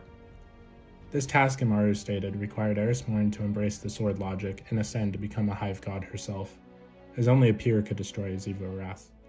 Despite the daunting terms, the Guardians agreed, and Immaru guided them to Savathun's spire. However, due to Savathun's lingering orders, the Lucent brood remained hostile. The plan advanced with a ritual that transformed Eris Morn into a Hive God. As the Guardians fought through the spire, Immaru aided them, albeit with constant stream of mockery, and provided recordings Savathun had left behind. These recordings offered insights into her sister Zivo-Arath and her unique perspective on wielding the light. The turning point came after Eris and the Guardian defeated the Leviathan Eater, Zivo-Arath's most powerful champion. Following this victory, Eris commanded Immaru to resurrect Savathun. Despite warning that Zivo-Arath remained a threat, Immaru complied. Upon awakening, Savathun, regaining her senses, remarked on Eris Hive's form, noting she had embraced her true nature. However, Eris wasted no time. She struck Savathun down, drawing immense power from the Witch Queen's death, as Savathun had not been killed since severing her from her worm. Combined with the tiths gathered by the Guardians, Eris became the most potent Hive God, surpassing even Zivo-Arath. Eris wielded her newfound power to weave a spell that banished Zivo-Arath from her throne world, rendering her mortal and vulnerable. Though Savathun escaped, she fulfilled her bargain, revealing to Ikora the secret to crossing the Witness's gateway. True to form, Savathun attempted to manipulate the agreement, but relented under pressure from the young wolf. As a peace offering, she allowed the Guardians to retain access to her throne world, and entrusted them with the custody of Immaru. Should Savathun threaten humanity again, destroying Immaru would sever her connection to the light. From then on, the Guardians continued to disrupt Savathun's experiments by interfering in the altars of summoning. The Witch Queen, ever cunning, occasionally taunted them, but upheld her fragile truce for now. In their relentless pursuit of the Witness, the Guardian forged yet another dangerous pact, this time with the wish-granting Amakara Riven. Through this agreement, they secured access to the Traveler's Pale Heart, the enigmatic space between the Traveler that held answers and power. Once inside, the Guardian, working closely with the Vanguard, sought to uncover the Witness's whereabouts, discover a way to destroy it, and prepare the portal for their allies to follow.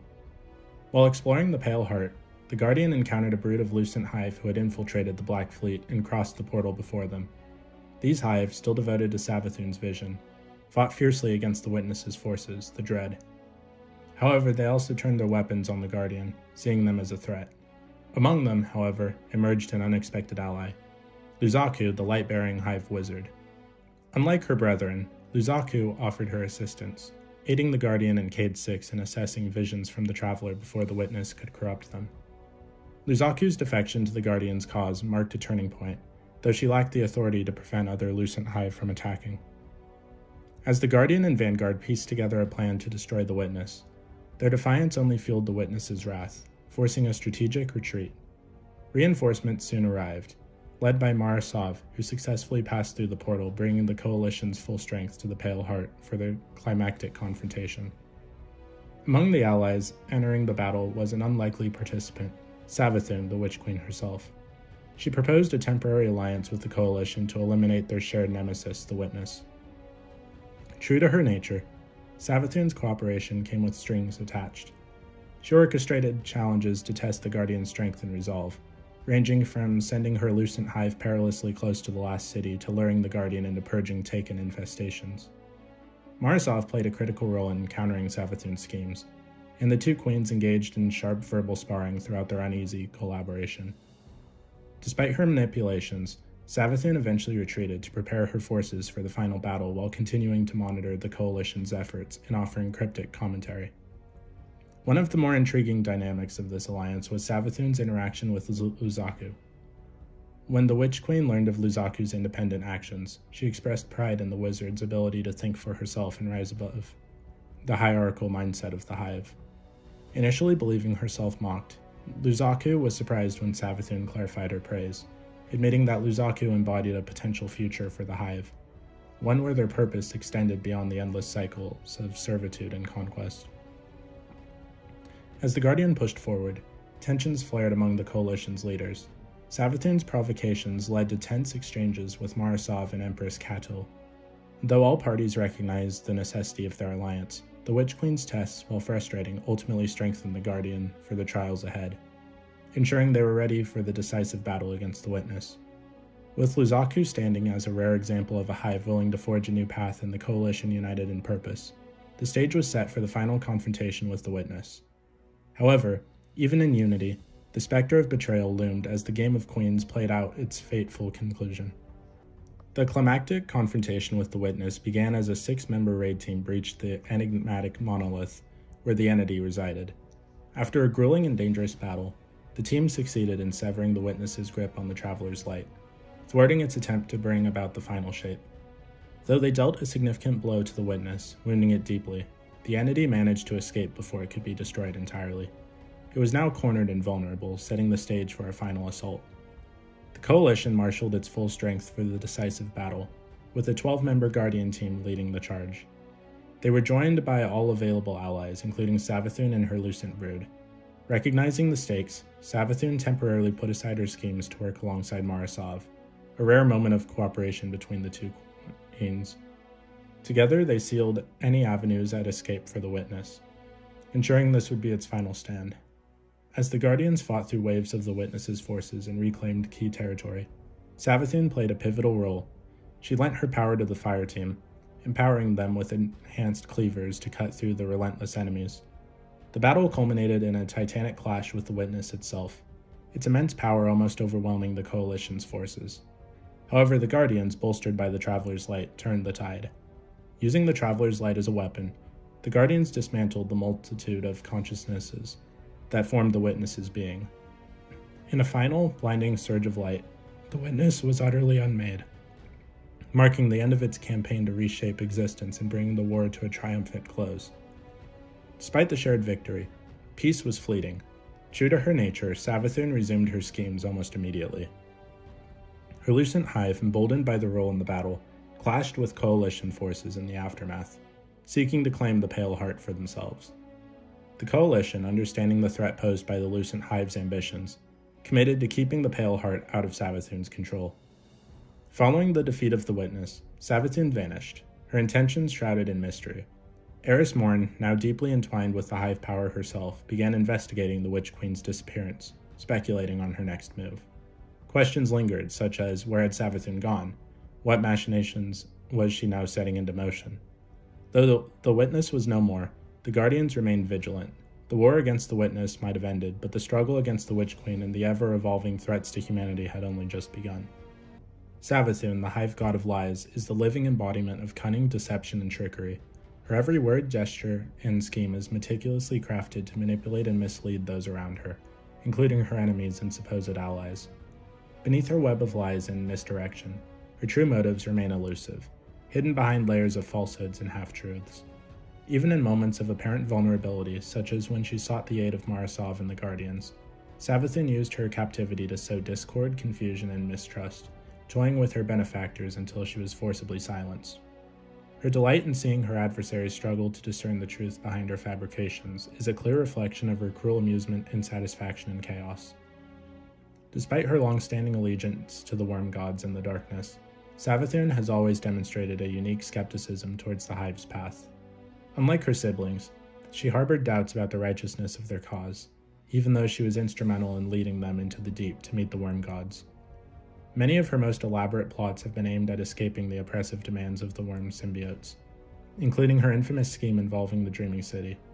Here, she sought to use the curse upon the city as a perpetual murder battery to sustain her worm while minimalizing her own sacrifices. These attempts to break free of the darkness eventually led Savathun to an audacious betrayal. She sought to sever her ties with the darkness entirely and claim the light for herself. As a light bearer, she retained her identity as the god of deceit, hoarding the light for her lucent brood while continuing to oppose the Guardians and the Vanguard. Her newfound power did not temper her ambition or treachery, and even in death, her forces remain a threat to humanity. Savathun's greatest weakness lies in her overconfidence. She believes herself to be the ultimate puppeteer, always in control, always possessing the upper hand. This hubris was exploited by the Witness, who used her belief in her own infallibility against her during her time as Sithona. Whispering lies to her, the Witness manipulated Sithona and her siblings into forging the Hive and binding themselves to the worm gods.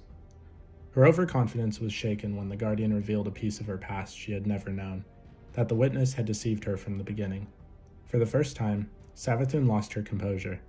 Enraged and humiliated by this revelation, she abandoned her characteristic poise, ranting and lashing out at the Guardian as they unraveled her plans.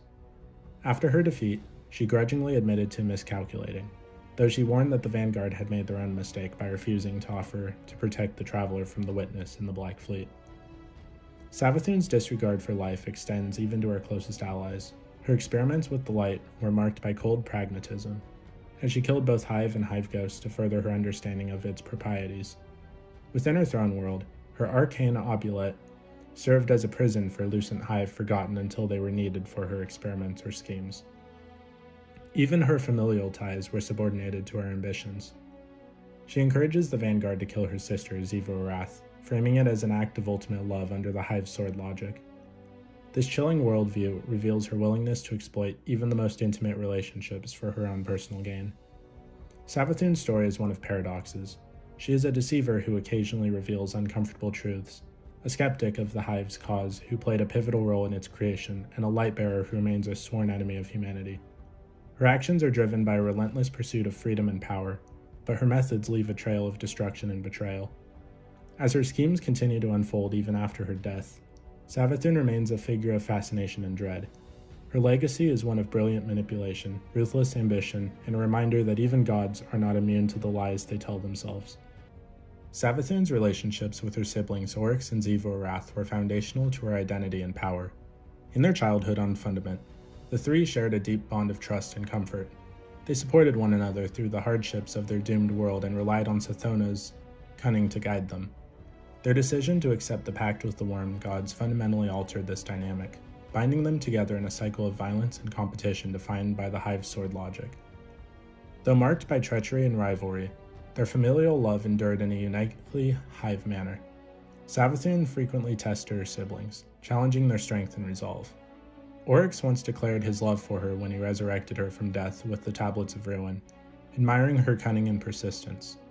Similarly, Savathun valued her siblings as both rivals and partners in the cosmic games of power they played. Savathun's relationship with Xivu Arath, however, became increasingly strained. While she acknowledged her sister's strength and viewed her as spoiled, always benefiting from the absolutes of the sword logic. Despite her care for Xivu Arath, Savathun's ambition and determination to break free from the Worm God's influence drove a wedge between them. She lamented that their bond could not deter her from her chosen path, even as Xivu Arath hunted her out of fear of losing her. Savathun's disdain for Oryx's hypocrisy was evident after his death.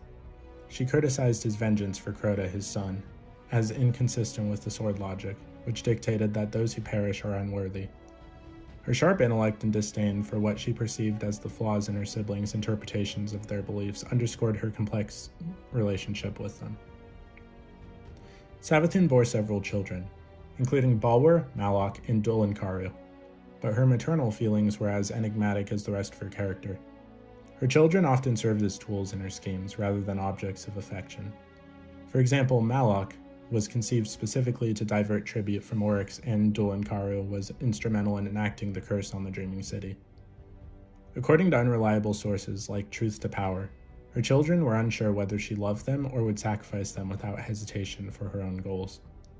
Savathun's relationship with her nephew Nokris was somewhat more collaborative.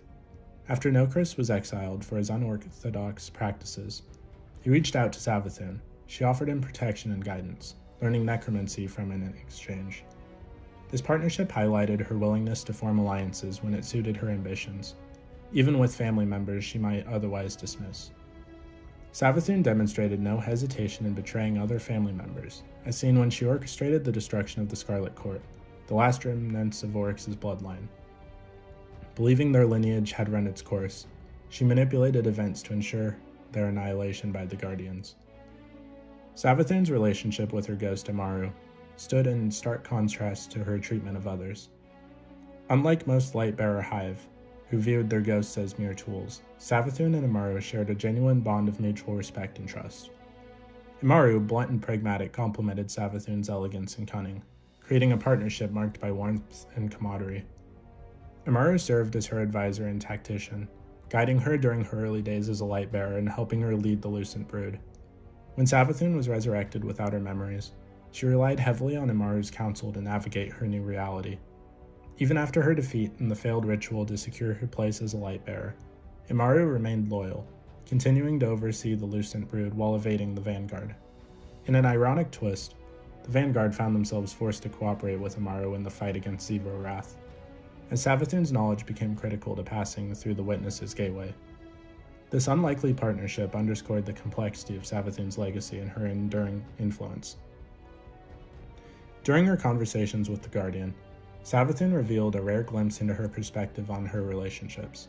She described her bond with her siblings as one of deep commitment, claiming that all of their actions had been for each other. She understood Xivu Arath's pursuit of her as an expression of fear and loss rather than pure hostility, though she admitted their paths were now irreconcilable. Savathun's relationships, whether familial, strategic, or adversarial, were marked by complexity, manipulation, and occasional glimpses of genuine care. Her cunning ambition and willingness to exploit even her closest ties defined her interactions and left a lasting impact on the HIVE and beyond. So what did you guys think of the 4 main HIVE gods? Please let me know in the comments down below. If you haven't already, please be sure to like the video, subscribe to the channel, join the Sith Citadel Discord, links in the description, and consider becoming a join member or sending a super thanks if you wish to further support the channel. Otherwise, I'll see you in the next video.